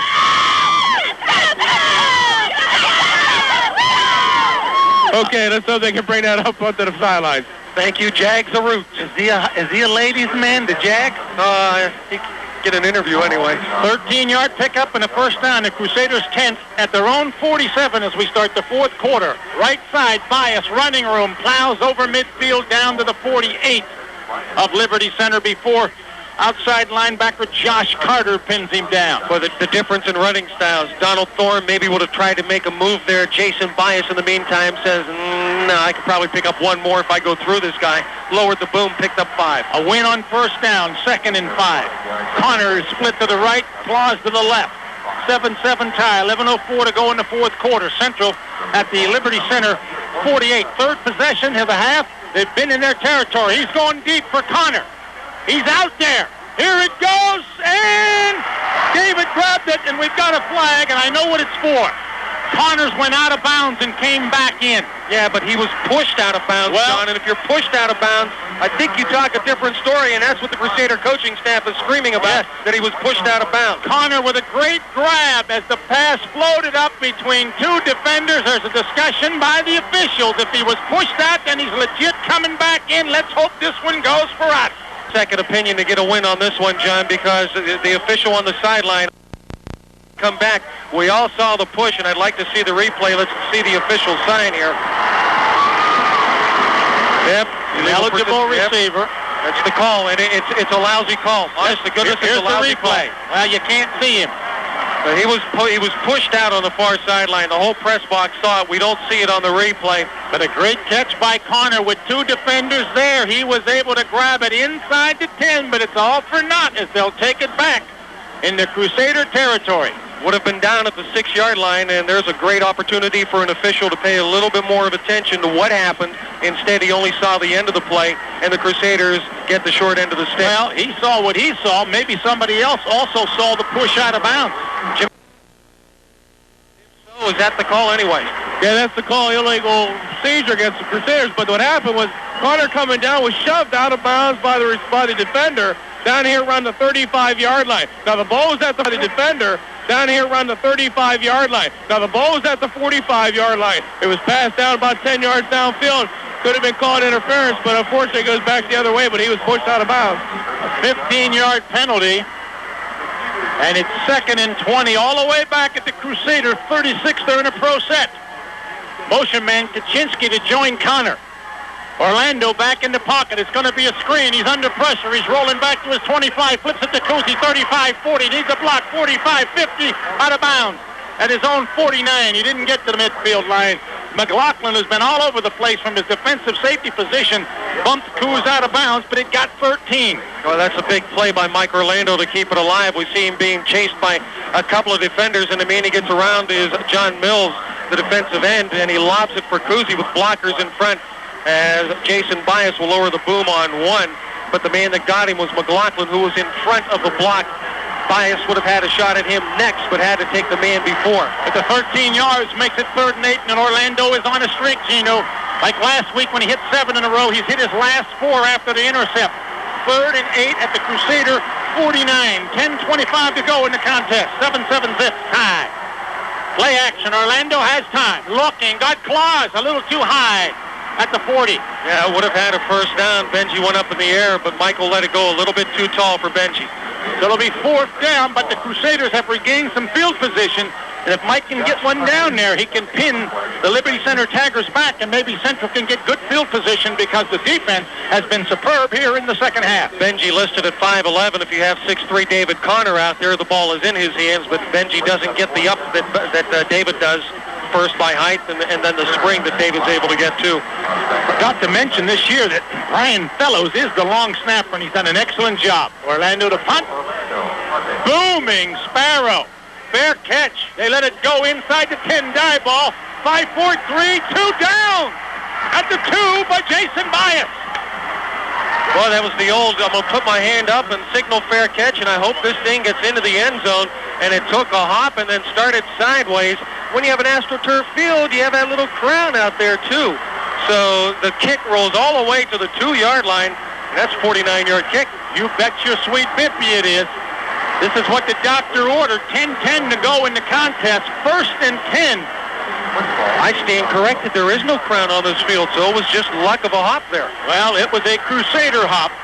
Liberty Center at their own 2. Their worst field position of the evening.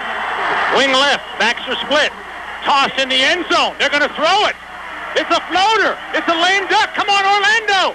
Oh, Fosselman grabbed it over Orlando at the 30 for a first down. And I'll tell you what, John, Fosselman put 2 hands on Orlando's back before he went up for the football and gave just a little shove and got away with it. Wow. If you get away with it, it's a great play, and he did that time. They mark it at the 29 on the option pass from Kern to Fosselman. Watch the replay for the push. It was nothing but a high pop fly. He was going down when he threw it.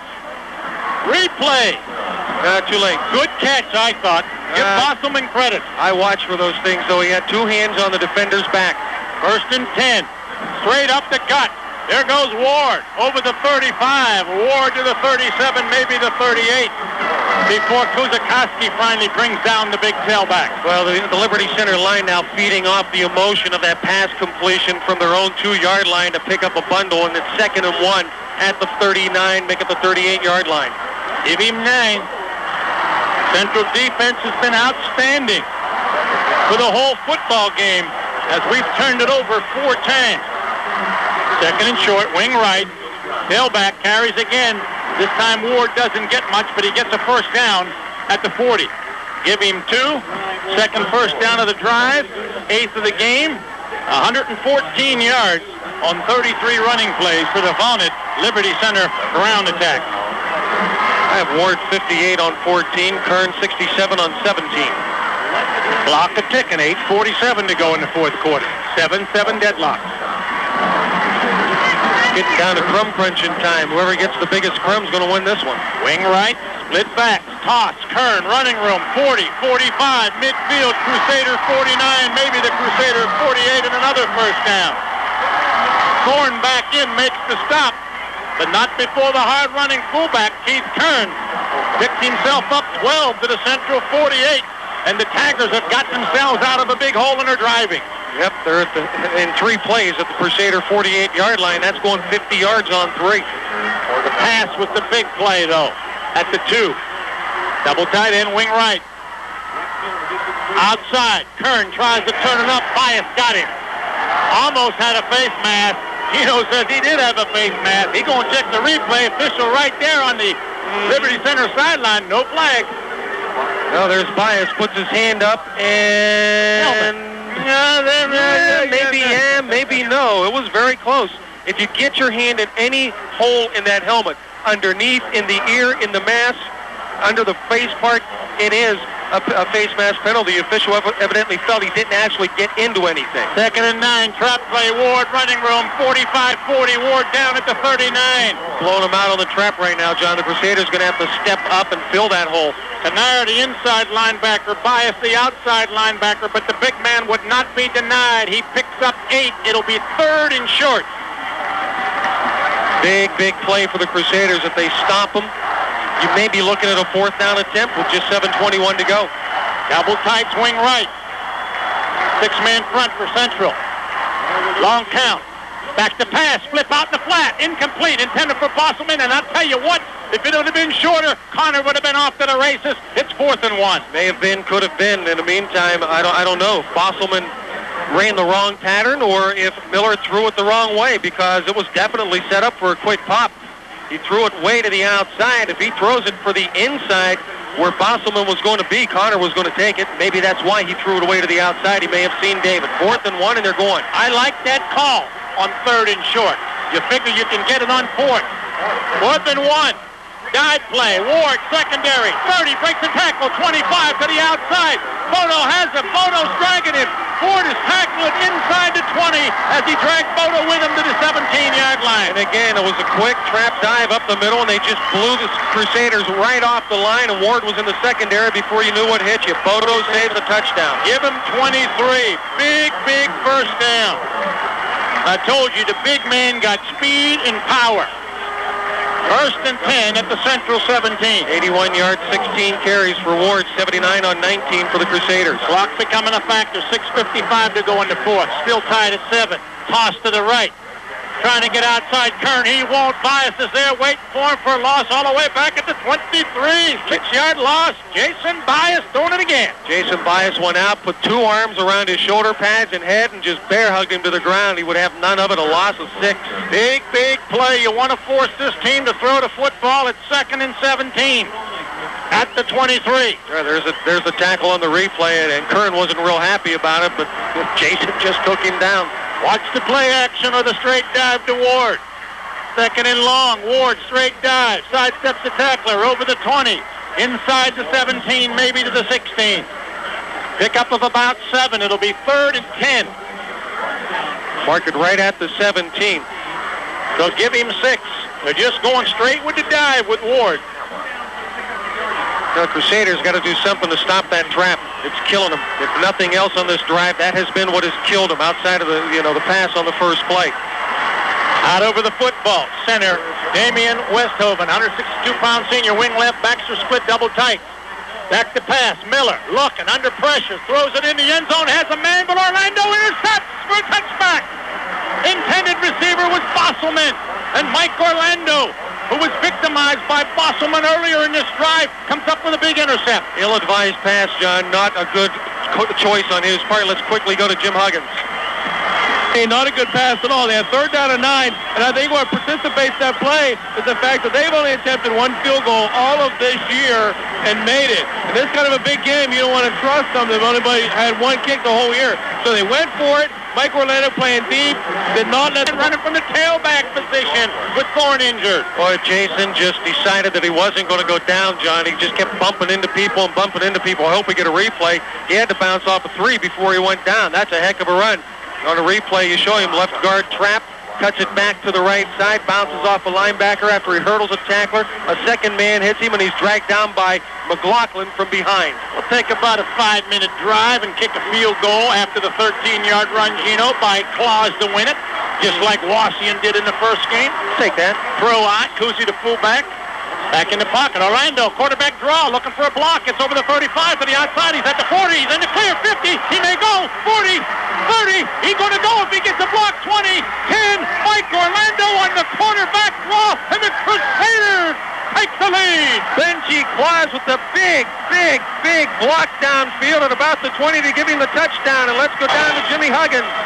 I tell you what, once Michael Orlando got around the sideline, he was bound and determined. The Crusader team and staff were running with him, saying, get moving, get moving. Once he made that bend, it was a flat-out race to the end zone. We're talking about emotion. When they stopped him on that last pass interception by Orlando, the whole team picked up. The emotion came up. The crowd started getting into it. And then Bias with a big run, and now Orlando. The Crusaders got the lead. 67-yard quarterback draw. Well called and well blocked, and Orlando did the rest. Claus for the important conversion. Fellow snaps it down. Orlando holds. The kick is up and good. Benji makes it 14-7. 4:54 to go in the 4th quarter. We'll be back in 60 seconds.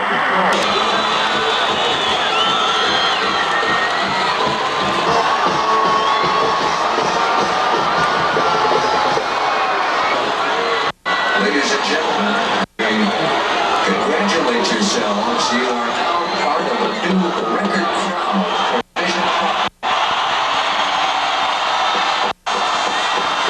You have beat the old record by at least 2,000. The count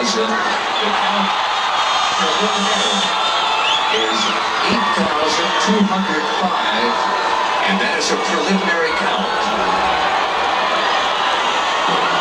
On a new record for Division 5. Well, as we come back, we have a new attendance record. John Neese guessed? I guessed over 8,000. 8205. Claus, he was fired up. He kicks it inside to 5. Ward at the 3. Right up the gut. 10, 15, 20. Hold. 25, 30. 32-yard line. And Mario Morris, my main man, the kamikaze pilot on the kickoff unit, makes the stop. And quickly to the sideline, and Jimmy Huggins. Okay, J.D. Krause back in. You can hear, let's go blue. Defense, defense. Crusaders here a big stand. 4:47 left. Everybody's fired up. The defense is ready to go out there and stop them. They've done it the whole game. They're being asked to do it once again. The Crusaders, a lot of sides coming up, said, stay hungry. Crusaders starving for a title. They break that double tight end. Twins left, but they run the dive, and Waters hit immediately at the 32 for a yard gain. Well, that is called an emotion stop, John. I mean, it looked like it was going to pop open. All of a sudden, all you had was complete closure of the hole as Tuttle steps out of there. Angelica, Kuzakowski, everybody just swarmed the tackle, and Larry Chambers up off the bottom of the stack. The gang was there. Well, 4:15 to go. Ward gets 2. 40 rushes, 158 on the ground for Liberty Center, and their twins left. Backs are split. Carter tied it right in. Now a motion man is Kern. We haven't seen this all night. Long count, 2-step drop, looking for a popper out there. Carter's open, makes the grab at the central 45. Down immediately at the 44 by Connor.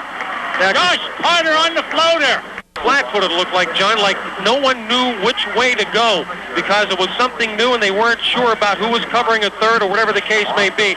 We may even get a timeout here before this goes too far for the Crusader coaching staff to talk about it. 23-yard pickup, 11th first down, 3:47 to go fourth quarter.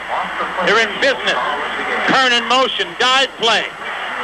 Ward stacked up and pounded to the ground at the 42 after he gets 3. That's just a gain of 3 yards, and quickly to Jimmy Huggins on the sideline.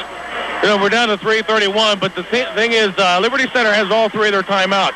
They're not panicking. Meanwhile, the Crusaders know that this is a tough team. This team has 2,000-yard rusher and a 1,000-yard passer. The passes haven't been pretty, but they've been getting caught. The Crusaders have got to tighten it up here. Double tight. Handoff. Ward cuts it back. Ward to the 35. Dragon tacklers with him. Hanging on for dear life. Jason Angelica. Bottom of the stack. That Duckthorn? No, it's David Connor from his defensive back position. That's a gain. Well, they kneel him down at the 36. A gain of 5. It's 3rd and a yard. 4 down territory. 2:50 to go. 14-7 Crusaders. Wing right, double tight. Kern first on secondary, 30. Kern still driving, but we got a big flag at the 33, and Gino gives it my favorite penalty against the offense, especially when it's the opposition, holding at the 32, nullifying the first down. I think. I hope you're right. They're saying face mask, and it may be, but someone hooked someone, but hey, you're looking at the ball carrier a lot of times, and it's against the Crusaders. It's a face mask. I thought what they saw was maybe that marginal hold at about the 31-yard line, John. It was actually there, but hey, you're looking at the ball carrier sometimes instead of what's going on around, too. So this will go 8-yard pickup and a 14-yard penalty. You know, I don't have a penalty against Liberty Center this evening. I've got 3 against Central for 34 yards. Well, this is going to make it real interesting as they'll march this down to about the 14. As a matter of fact, right on the 14-yard line. Well, can the Crusader defense do it again? They've done it all night, except one time when they only had to go to Tigers 13 yards after an intercept. Just want to keep them out of the end zone on the touchdown is all you want to do here. 1st and 10 at the 14, split back, double tight end, wing left is Soto. Kern to the 12. Huddle, helped out by 33 Bias. Is that the outside left linebacker and that's defensive end? If I'm the Crusaders now, I'm having the inside linebackers take a good look at the trap play. Take a real good look at it, and everybody else can worry about whatever they have to worry about. But, I mean, we've had all this stuff. Timeout, Liberty Center. No, timeout, Crusaders. 2:18 to go, fourth quarter. 14-7 Central, back in 60 seconds. At the company's in Steubenville. Well, Well, a big 2nd down and 8 for Liberty Center at the Crusader 12, John. 8th play of the drive. They move from the 31. Quick toss to the outside running room. Kern, but he's hit from behind, and there's that flag, and another one. That's going to be a holding penalty, as Kern is brought down on the far side by Duck Thorne at the 10. Only a 2-yard. Well, they put it at the 8. 4-yard game, but it's a clip, and that's a 15er, Gino. Yeah, buddy. Better than a 10er. That's a huge, huge penalty. Now, that'll take it back. Oh, even if they go line of scrimmage to the 27. My goodness. Unless I've missed it, that's the first penalty against the Tigers. Well, where's the official stats? I can take a quick peek. And what a better time, not a better time for it. Back to the 27. 0 for 0 in the first half. That's their first penalty, and it comes at an opportune time. It would have been 3rd down at the 8 and 4 yards to go. Now it is 2nd down and about 25 at the 27, and you might force them to throw, and that's their weak spot. Oh, flanker around. Bosselman looking to throw. He's in trouble. He scrambles at the 35. He's hit. He scrambles out of bounds at about the 28. Almost grabbing him with Canara on a blitz. Yeah, question. The Crusader linebackers did a nice job, and quickly to the goalpost and Jimmy Huggins. Yeah, something happened on that play. They ran the rounds trying to get the pass, but there was nobody in the pattern. Everybody was coming the other way. And the receiver, the guy on the right end here, just before the play, didn't know what was going on. He was looking up in his coaching staff saying, what am I supposed to do? He might have been the guy that was supposed to come around and get in a pattern. Loss of 1. 3rd. And about 25 in the pocket. Miller under pressure, throws over the middle, diving catch at the 10 by Carter. What a great catch. He was the only one that could make the play. So now it will bring up 4 down at the 10-yard line after the 18-yard pickup. 4th down and about 6. They got to get inside the 5. Liberty Center, timeout, minute and 42 to go. What a football game. 14-7 Crusaders, and we'll be back in 30 seconds.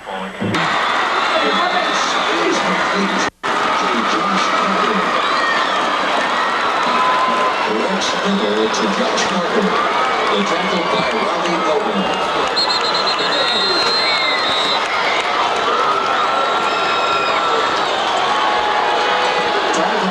Tigers.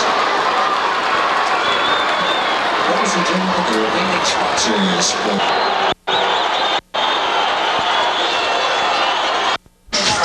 1:42 left in the game. The Crusaders up 14-7. 4th down and 6 at the Crusader 10 for Liberty Center, and Jimmy Huggins under the goalpost. For the Crusader defense, they've stopped them time and time again. Coach Van's in there giving them some scenarios what might happen. I think they're going to have to spread their offense out a little bit. The Crusaders have got to make sure, keep the receiver in front of you. Don't let him score. They need to get to just inside the 4-yard line. Big play, 4th down and about 6. Wins right, split left. Miller over to the outside, incomplete, intended for Kern. He wouldn't have thrown it far enough. Anyway, a minute and 39 to go. Central takes over an 11-play drive by the Tigers, stalled at the 10-yard line again by the Crusader defense. And the Tigers have used a timeout here in the second half, so they will have but one more. You know the Crusaders need a touchdown to not a touchdown, a first down to win this ball game. If they can get a first, they'll win the ball game, and I really think what we're going to see is the wishbone come out right here, John, and them try to plow it. It'll be at the 10. We haven't seen the wishbone all night. Riley's come in, so I think they're going double tights into bone. Actually, they're going bone. Who's Riley and Thorne? Thorne is back in on offense. Halfback lead. At the 10. To Coos. Short yardage. Hold the football. Make them use timeouts. Coos to the 12, maybe the 13. Timeout Liberty Center. Minute and 35 to go. 14-7 Central. We'll be back in 30 seconds.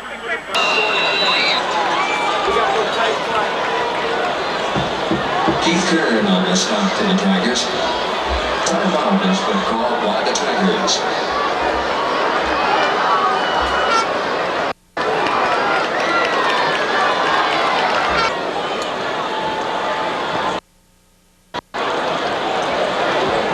Charlie Wasselman. And Keith Kern. Charlie Wasselman. 2:35 left. Crusaders 2nd and 7 at their own 13. Quickly to Jim Huggins. Well, we're down to one timeout for the Tigers. The Crusaders need to pick up a first down here, but the main thing is they got to be careful to hold on to football, which is why the reason you've seen the running backs up real close. A short, quick handoff doesn't give the defenders time to get in there and try to make something happen with knocking the ball loose. So they're keeping the backs up close. Quick handoffs, trying to pop one to get a first down. They get a first down, this ball game's over. You could tell it was going to be a halfback lead, John, because the backs and coups were even. Here comes a fullback lead on the wishbone. We'll probably see bias this time, 2nd and 7. Now Fitzthorne right side, running room, 15, 16, 17, maybe the 18-yard line for the Ducks. Good blocking up front at the point of attack. Crusaders are 2 yards away from winning this ball game, John, and Liberty Center is not calling their final timeout, or are we wrong? 212 yards on 31 rushes by the Crusaders. Clock a running. Could they have used 2 and we not noticed? I hope so. The board shows 1 left. I think they're going to let it run.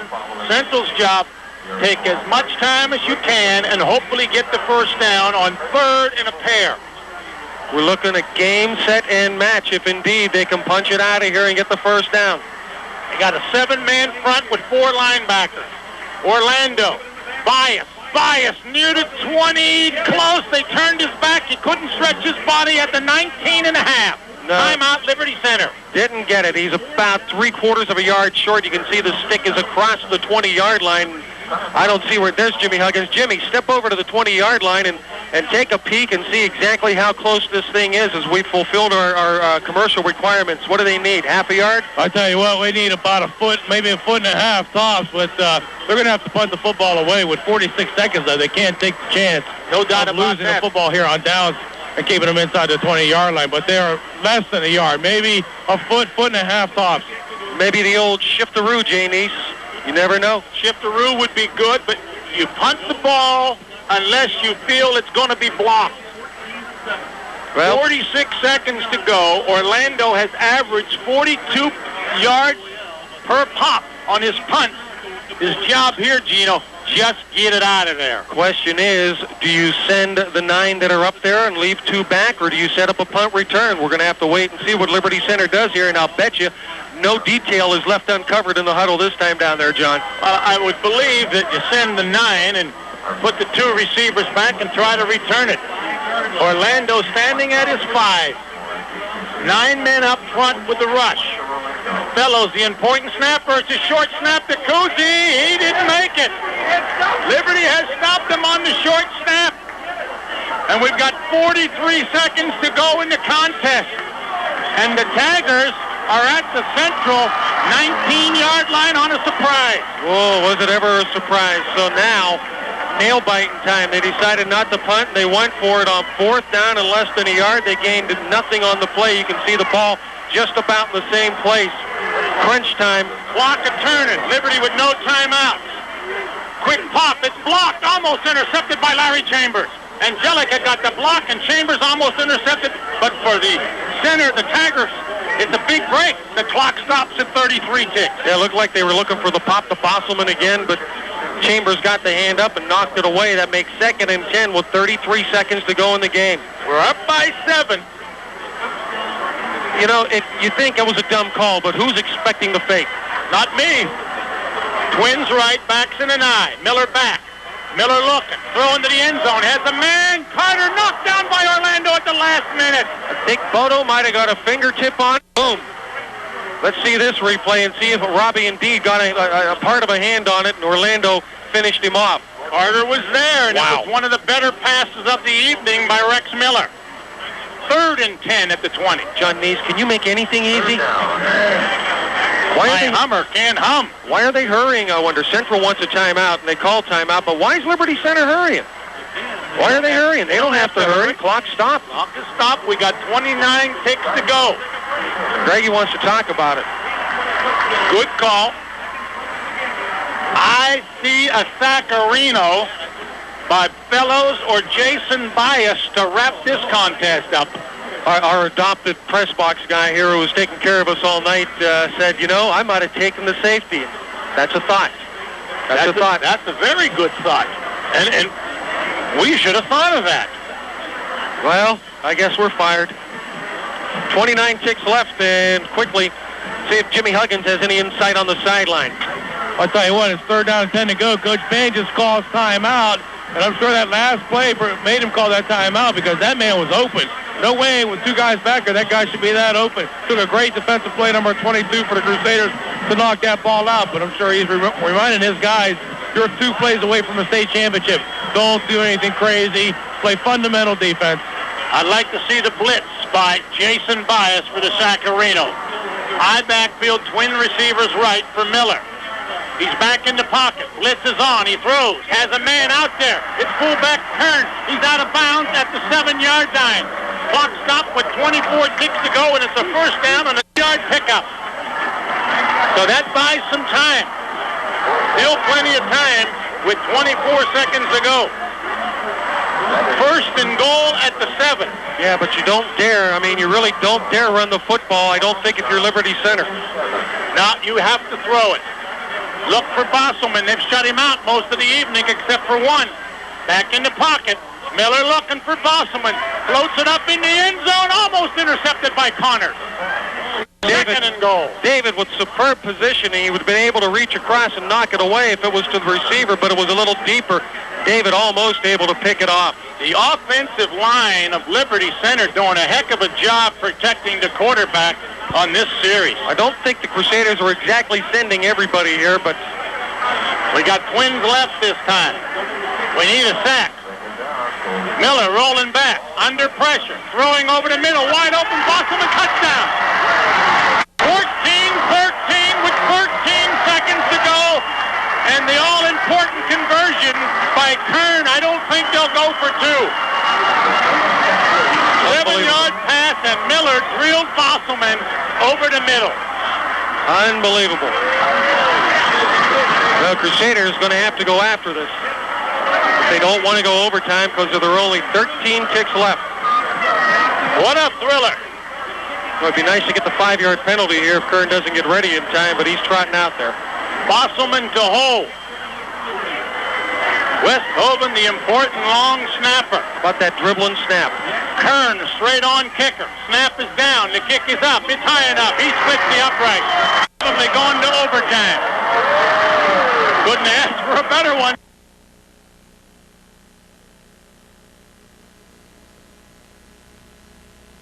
For a better one, Gino. Oh, yeah, I could. Wow. What excitement. The Crusaders took a chance on 4th down and less than a yard outside their own 19-yard line on a punting situation. Decided to try to surprise Liberty Center. Short snap to Coos. It didn't work. And, 7 plays later, they're in the end zone with the touchdown. 5 plays, 7 plays, they got the touch. Now the Crusaders, with 13 seconds on the clock, we're going to have to pretty much take it back all the way. Charlie, the last state championship that we did was a double overtime loss by Steubenville to Akron Buchtel. Kern to kick it off. Claus and Thorne inside 10. Squibber right down the pipe. Picked up by Bodo at the 28, 30, 35. Bodo, 40, still going, 42, doesn't want to go down. Finally at the 43 with 4 seconds to go. Well, you have one chance here, and that's to try to air it out deep. And Orlando has the strong arm, the old alley-oop maybe. How about a hitch a pitch? Not a bad play. I think you got to let it go deep. They're going to run the clock. Let it go and regulation go to over. We're going to go to OT. Do you want to talk about it? Well, overtime simply is we will take a 3-minute break here that I didn't think we were going to have to take. At the end of the 3-minute break, they will toss a coin. The winner of the toss will get their choice of offense or defense. The loser will pick their end of the stadium. You will go 1st and 10. Whoever wins the toss will get the choice of who gets the ball naturally. They'll go 1st and 10 at the 20-yard line with an opportunity to make a first down at the 10. If you score, the other team will have an opportunity to match that score. If you do not score, the other team will have an opportunity anyway to play their set of downs out, or I should say their 1st and 10 opportunity out. And if they score, the game would be over. If you had not scored, if they match you or do not match you, then you win. If you are tied at the end of the first overtime, you switch offense and defense. Pretty much it.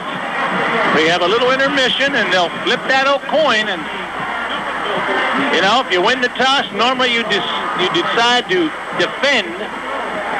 I have to wait and see what happens. You want to always know what you have to do. Somebody's philosophy is the other way. We want to put the pressure on the other squad, so we'll wait and see. Now you tell me what I have to do. I don't want to go into it blind. I want to know what I have to do. Of course, if you get the ball first, you have to get 7. That's what's on your mind. In the meantime, let's see if we can find Jimmy Huggins down on the field somewhere. Well, I'll tell you what, Gene, the mood has gone somber, but everybody's trying to pick him up now with cheering. A big call doesn't go your way. On the pass for the touchdown, the quarterback rolls to his left. Everybody started going that way. One guy came underneath. He was so wide open, he walked in the end zone. The extra point straight through the middle. We're going to have a lot of people asking about that 4th down play. But the Crusaders, confident in their offense, decided to go for it there, try to catch them off guard. They didn't get it. Now we go to overtime. The big question is here, if you win the toss, what do you do? Coming off that defensive stand, do you go on offense, or do you leave it up to your defense again? It's a big decision.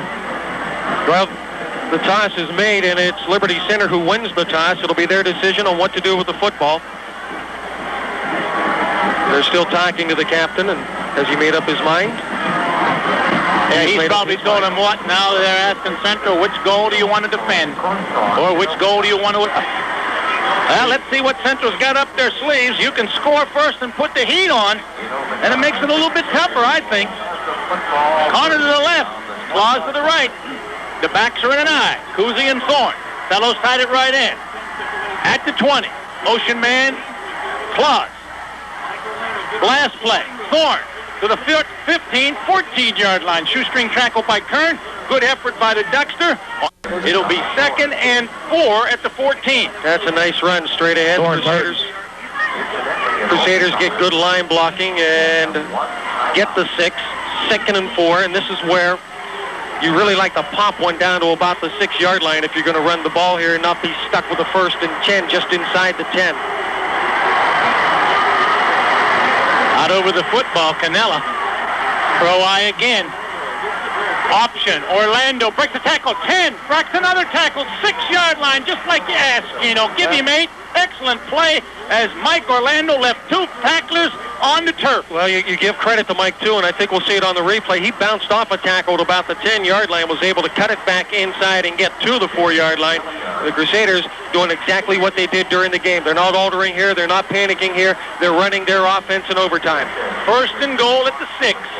Wishbone double tight end. Bias at right halfback. Thorne left side. Little hole. Thorne spins. Thorne to the 3. Maybe the 2. Now they mark him at the 3. So a win on 1st down. Get 3. 2nd and goal at the 3. Yep, you have 3 downs to make 3 yards now. And any coach will tell you, hey, if we can't do it, then we don't deserve it. And I wouldn't doubt if the Crusaders are very close to the goal line on 4th down that Greggy might think about going for it. Connor off the bench with the play. Of course, I'm gutless. I'd kick. 2nd and goal at the 3. Fellows and Connors the tight end. Wishbone, Thorne, Kuzakowski, Bias, left to right. Thorne on a sweep. He's not going to go anywhere. He's hitting the backfield. Kern there. Not by Jason Miller, the end and the linebacker, and that is a huge defensive play. A loss of 4 back to the 7th. You could see them lining up, John. They just crammed everything into the middle. Everybody they had, everything they had was crammed end to end. They had nothing on the outside, and they were going to try to stop the Crusaders from going inside or from even getting to the outside, and that's what happened. Let's see if they option left. They're on the right hash mark, running room left. Or maybe another quarterback draw by Orlando. They may try to go with the timing pattern to the corner with Connor. He's got man coverage. Quick 3rd and goal. Quick toss. A reverse to Claus. He's looking for a receiver. There's a hold on Orlando. The quarterback. He makes the catch. No, incomplete. Man, the guy grabbed his jersey. Come on, ref, throw the flag. Excuse me. I'm sorry, but I'm prejudiced. Orlando was the intended receiver on the flanker reverse pass, and the guy... 4th and goal at the 7, and Claus is injured. Goodness gracious, I don't usually cry, but guaranteed that was a jersey grab right it's there. And naturally, you got 5 guys, and they're not necessarily watching the quarterback after he hands off. Now the Crusaders are going to burn their overtime timeout, and I got to think you go for 3 here, John, and disdain the 7 points. Go for the field goal as Benji Claus gets the kicking tee. Yeah, but Benji was injured after he passed, but he's up. Well, he's gimping a little bit, but whatever Benji has left, you know he's going to put it into the ball here. And let's see if we can get down to the sideline and catch a word or two from Jimmy Huggins. On that play, Mike Orlando, the only receiver, was covered. David Conner coming across the back here was also covered. It was almost like Liberty Center kind of expected that kind of a play. But Benji Claus had a little bit of time, tried to go to Orlando. Orlando thought he was interfered with, saying that the defenders were grabbing his shirt. The official said no. Interesting now, 4th and 7. They're going to have to kick a field goal. You see Benji Claus, but he was hurt on that last play. But evidently he's okay. He's back in there. People are going to say, why don't you go for it here? You need points on the board because your defense has to stop them. Well, it looks like Kuzakowski may do the kicking here. It's Kuz. Yeah, because Claus was injured, stops the clock in a sense, so you can't put him back in. Well, watch out for the fake. The Crusaders did call a timeout, though. They could have bought his way back.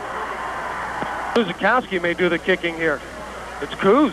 Yeah, because Claus was injured, stops the clock in a sense, so you can't put him back in. Well, watch out for the fake. The Crusaders did call a timeout, though. They could have bought his way back. Orlando to hold. Kuz attempting the field goal. 24-yarder. Fellows the long snapper. It's down. Kick is up. It's high enough. It's long enough. And it's good enough. And the Crusaders take the lead in the first overtime. 17-14. That's Kuz with a pressure kick. His first of the year. Drills it.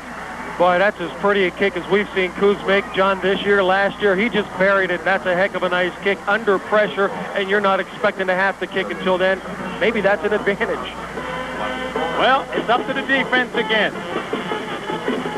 17-14 in the first overtime. Jimmy, they're going on defense now. Did you hear any of the coaches say anything? Are you close enough? I'm not close enough yet, but on the kick, credit Mike Orlando. A bad snap. The snap was low and hit the ground. Orlando does a nice job of picking up.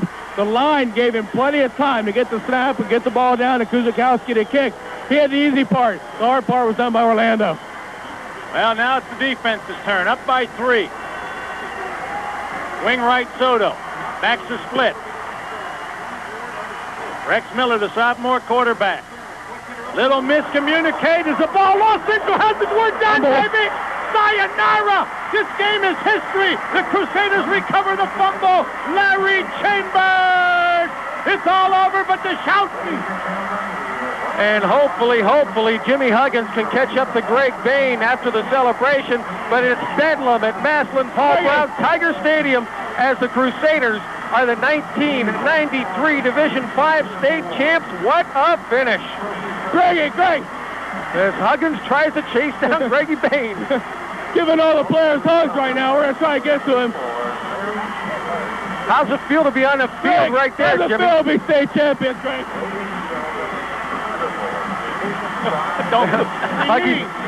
How's it feel, Greg?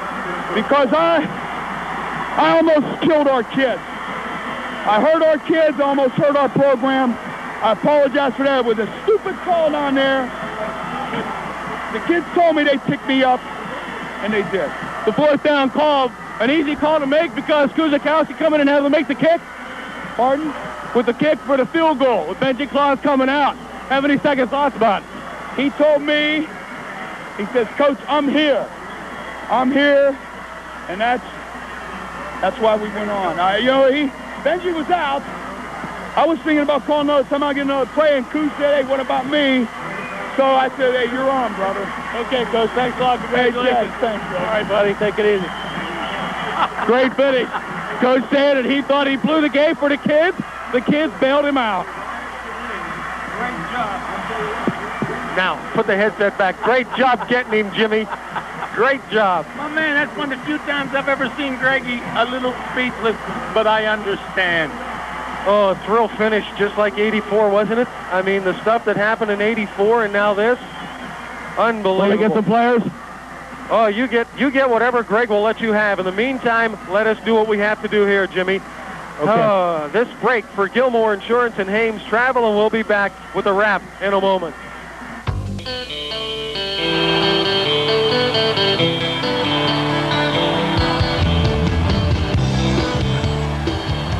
As we return to Paul Brown Tiger Stadium in Massillon, what a great evening for the Crusaders. John Neese, again, as you would say, to recapitulate, as we recapitulate and wrap it up for Don Vernon Heating and Air Conditioning. It looked like the Crusaders had shot themselves in the foot on a 4th and short call just inside the 20-yard line. They tried to catch Liberty Center by surprise. They didn't.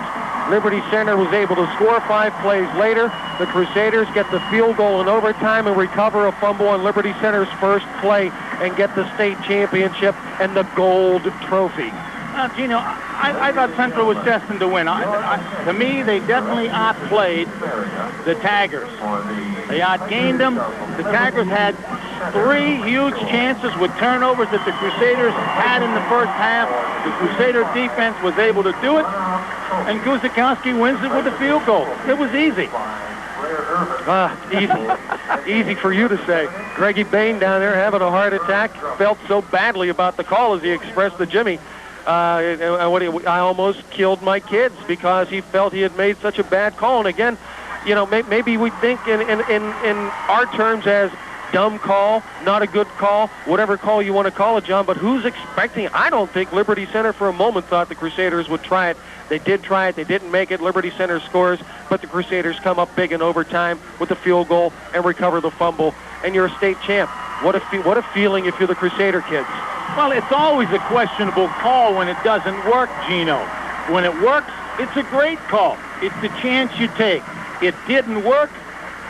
Central cost themselves a chance to win in regulation, but they win it in OT. Hey, what's the difference? Hey, you win it. That's what you get. You get the win, and that's all you wanted. And let's remind you once again, if you want to see the drama of this one replayed, tonight, about 11:30, 11:45, the Crusaders and Liberty Center in a heart-stopper of a ball game, and the Crusaders, the 1995 state champs. And let's get the presentation of the trophy on the field as Jim Huggins is hovering around, I believe, Tom Gardner, and it looks like Claire Mascaro. And down to Jimmy.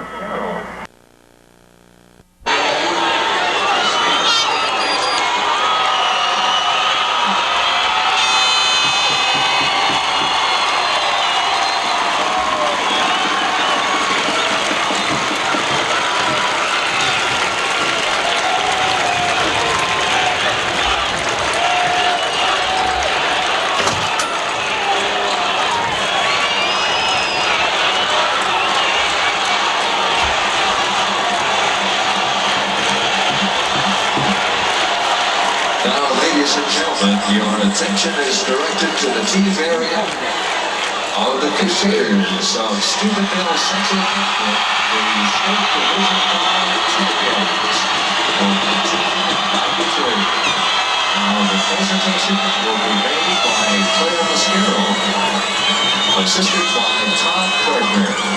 Near midfield, but they're going to try and get the presentation to Coach Bain and the crew.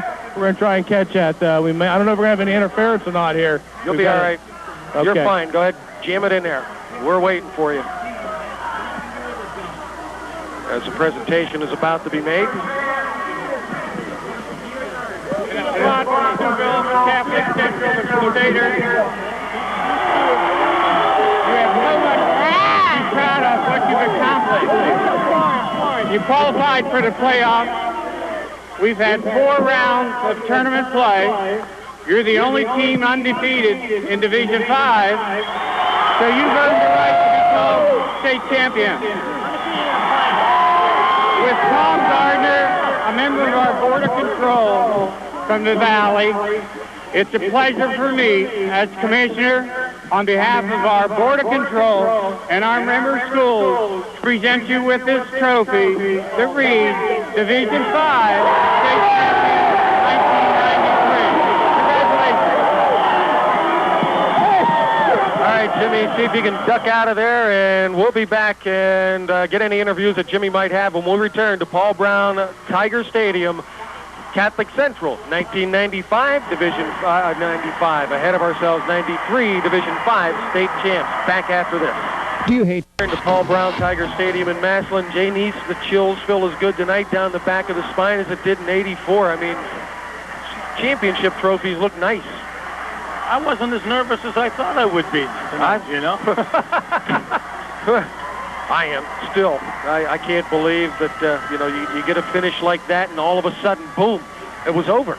It finished in an instant. You weren't expecting it to be over, and boom, there it was. Yeah. You know, a pass play, you see it coming. A run, you see it coming.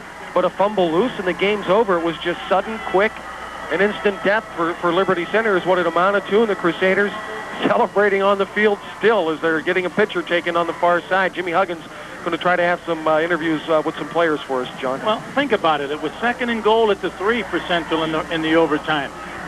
And then they lose 4. Then they throw a pass. We thought definitely there was interference. It wasn't called. Now it's 4th and goal at the 7. Your kicker just got hurt. You put Mike Kuzikowski in to kick a 24-yard. All right, Jay, can you come back? Put Mike Kuzikowski in to kick a 24-yard field. Go ahead and kick one all year because Claus is hurt. He drills it, and then on first down, Chambers recovers the fumble. We win it. It was easy. All right, let's head on down to the field, and Jimmy Huggins with some interviews. Okay, we're down there with Kuzikowski, and big kick, brother. I mean, is there anything going through your mind that Benji Claus coming off the field not able to kick, and you going in? On the first play when we punted, Coach Bain goes, 6 or 7 look for it. I told him I wanted to run it, and I made a bad call on my part, and I thought I could get it. I just didn't run hard enough. And I told him when we came off the sidelines, I said, Coach, I'm going to get this one back for you. And Benji went down. He came up to me. He goes, Coach, just like any other kick in practice, man. We're practicing. I looked down, looked at them uprights, man. Right smack through. Just like kicking, man. Orlando makes a nice catch of the snap. Were you a little nervous there when you saw the ball come in? No, sir, I was not. I had faith in Mike and faith in my whole teammates for blocking. Coach Bain said that he thought he lost the game for you guys, but you guys won it back for him. Congratulations. So I take total blame for that call. That was my fault. Okay, thanks a lot, buddy. Thank you. Just like his old man, Gino. Yeah, he wants to take the blame for it. You know, I remember Davey Concepcion, I think, taking the blame, or Sparky Anderson wanting to move Davey Concepcion in a World Series game, and Davey said, no, I want to play here, and Sparky said, okay. The ball went right where Davey was supposed to have been. So sometimes you listen to your players, sometimes you don't, but Sparky said, hey, I didn't move him, it's my fault. Jimmy will try to get us another interview or two as soon as he can. In the meantime, Jay Neese, before we get into numbers and stuff, you wanna say anything? Anything going through your mind, like you need another sandwich? Or? No, is this the final stats? Yeah. I only had a little half a sandwich. I'm too nervous to eat. You said you weren't nervous. Well, too nervous to eat. You want me to go through any of the stats, or you want to wait for Jimmy some more? I'll tell you what we'll do is we'll take a break for Don Vernon Heating and Air Conditioning. Mr. Chesson said to stay on all night if we have to. We won't quite do that, but we'll be back after this for Don Vernon. As a return to Paul Brown Tiger Stadium, as you heard Jim Huggins say, possibly as we bump back in, they're going to take more pictures, so it'll be a few minutes anyway before we can get any player interviews. John Neese is finishing his wrap-up information. And if John Neese is ready, if Homie's ready with all the replays, let's go to the man. Well, before a record-setting crowd at Paul Brown Tiger Stadium, 8,205, a new record bettering the old record, Newark Catholic and Bluffton, of about 2,000. It was only 62 at that game. The Crusaders win a heartstopper in overtime on Mike Kuzikowski's 24-yard field goal, 17-14. On the ground, Liberty Center rushed it 46 times for 192 yards. The Crusaders, on the other hand, rushed it 37 times, but netted 243 yards. Actually, they netted 226, and Liberty Center netted 174 because there were some losses in there. In the air, 8 out of 15 for Orlando, 82 yards to score, and a pair of interceptions. On the other side of the stick, 7 of 17 total for the Liberty Center squad, 106 yards, 1 score, and a pair of interceptions. Total offense, the Crusaders, 51 plays, 308 yards. Liberty Center, 62 plays, 278 yards. The Crusaders led in first downs, 13-12. Orlando had an excellent game punting the football, 3 times averaging 42 yards. Kern did not do as well, hitting it 5 times for 24. The Crusaders fumbled twice, lost both. They had 4 turnovers, 3 in the first half. Liberty Center had 3 turnovers, 2 pass intercepts, and 1 fumble. The fumble on their first play in overtime that clinched the football game. Very few penalties, 3 for 34 for Central, 1 for 15 for Liberty Center. Time of possession, the Tigers 26 minutes and 54 seconds. The Crusaders 21 minutes and 6 seconds. No scoring in the first quarter as the Crusader defense bailed out the offense because of 2 turnovers. But on the third Crusader turnover, an interception by McLaughlin, he returned it to the Crusader 13-yard line, and 2 plays later, Keith Kern for the score. Second down and a little more than 2. Wing to the left side, pitch left. Again, Kern looking for room inside the 5, spins to the end zone, touchdown. So finally, Liberty Center is able to capitalize on a Crusader break on a tipped pass on what we felt was interference, but no call from the 2 officials watching the play. I'd like to see that replay from a higher angle to see if indeed both. Kern converted, and with 8:35 to go in the half, Liberty Center had jumped on top 7-0, a 2-play, 13-yard drive after the intercept. But Central came right back after the Thorn return. They started at their own 25-yard line. It took them 3 minutes and 33 seconds to go 75 yards. And here was the scoring pass. Mike Orlando under center. Connor wide to the right side. They'll fake the handoff, and Connor rolls right, has Kuzikowski short, lobs it at the 5, 4, 3, 2, 1, touchdown! Beautiful! And it was beautiful. Covering 14 yards, Benji Claus converted, and we were tied at halftime, 7-7. No scoring in the third quarter, but early in the middle of the fourth quarter, the Crusaders started a drive at their own 20-yard line after Orlando thwarted a Tiger drive with an interception in the end zone. They took over at the 20, and 2 plays later, it was Mike Orlando. Throw out, Kuzi to fullback. Back in the pocket. Orlando, quarterback draw, looking for a block. It's over the 35 to the outside. He's at the 40. He's in the clear. 50. He may go. 40. 30. He's going to go if he gets a block. 20. 10. Mike Orlando on the quarterback draw, and the Crusaders take the lead. What a great run by Orlando on a beautifully set up play. Claus converted, and all of a sudden, with only 4 minutes and 54 seconds to go in the fourth quarter, Central on top for the first time, 14-7. Miller rolling back, under pressure, throwing over the middle, wide open, Bosselman, touchdown. 14-13 with 13 seconds to go. Well, Central held, as I was going to say, and then tried to run the clock out, but on 4th down at their own 19 and a yard to go, they faked the punt. Kuzikowski was stopped short, and Miller found Bosselman, as you just heard, with 13 ticks to go, and Kern converted. And it was 14-14 after the fake punt, and we went to overtime. The Crusaders getting it at their own 20, got a first down at the 6, and we're at the 3 on 2nd and goal. They lost 4.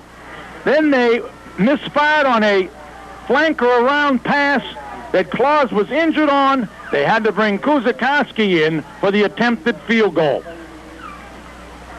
Bellows the long snapper. It's down. Kick is up. It's high enough. It's long enough. And it's good enough. And the Crusaders take the lead in the first overtime. 17-14.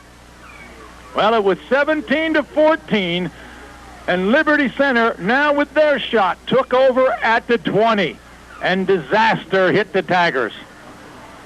Wing right Soto. Backs the split. Rex Miller, the sophomore quarterback. Little miscommunicate as the ball lost into has it worked down, baby.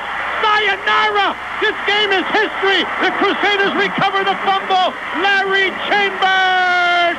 It's all over but the shouting. Well, I'm sorry, folks. I got a little excited there, Gene. All over but the shouting. The Crusaders win their first state championship via the playing route, since the 1971 squad was voted the AP champion by the voters. Central wins it in thrilling fashion, 17-14 in overtime. And let's see if we can... Gino, turn it on. We'll be okay. Let's see if we can head on down to the field and see who Jimmy Huggins has alongside. Michael. Congratulations, great game. Thank you very much. What happened? You guys end up not getting the first down. Hey, that was all. What they say when after the defense come back on the field? We just, we gotta tighten up, get to it. That's what we did, huh? What happened on the touchdown run? How'd you get to open around the corner? Well, hey, they were very aggressive, We ran quarterback draw, went up there, read it. Guy took it inside, make a move inside, bounce outside, and it was good stuff for that. On the field goal, Kuzikowski hits. The snap looked a little low, but you did a good job. Hey, I wasn't missing that one, I tell you that. All right, Michael, congratulations. Great season.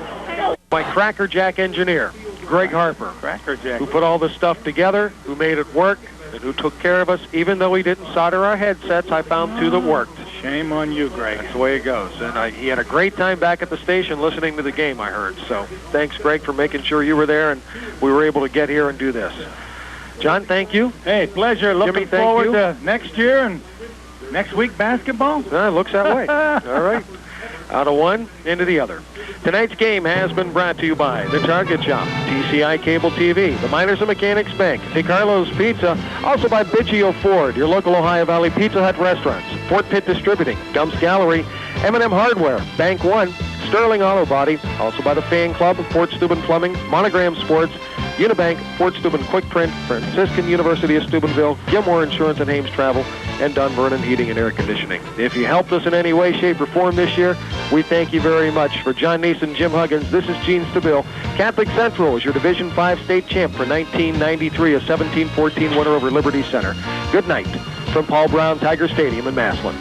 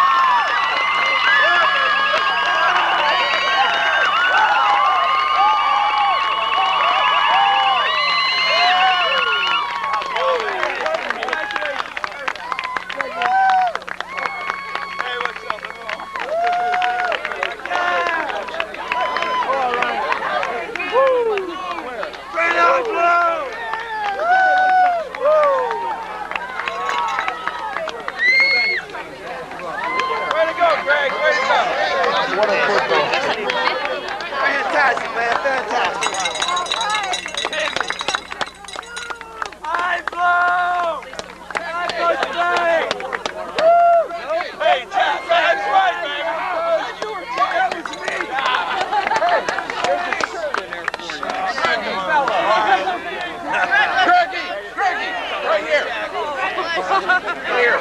Full speed. Time, Mom.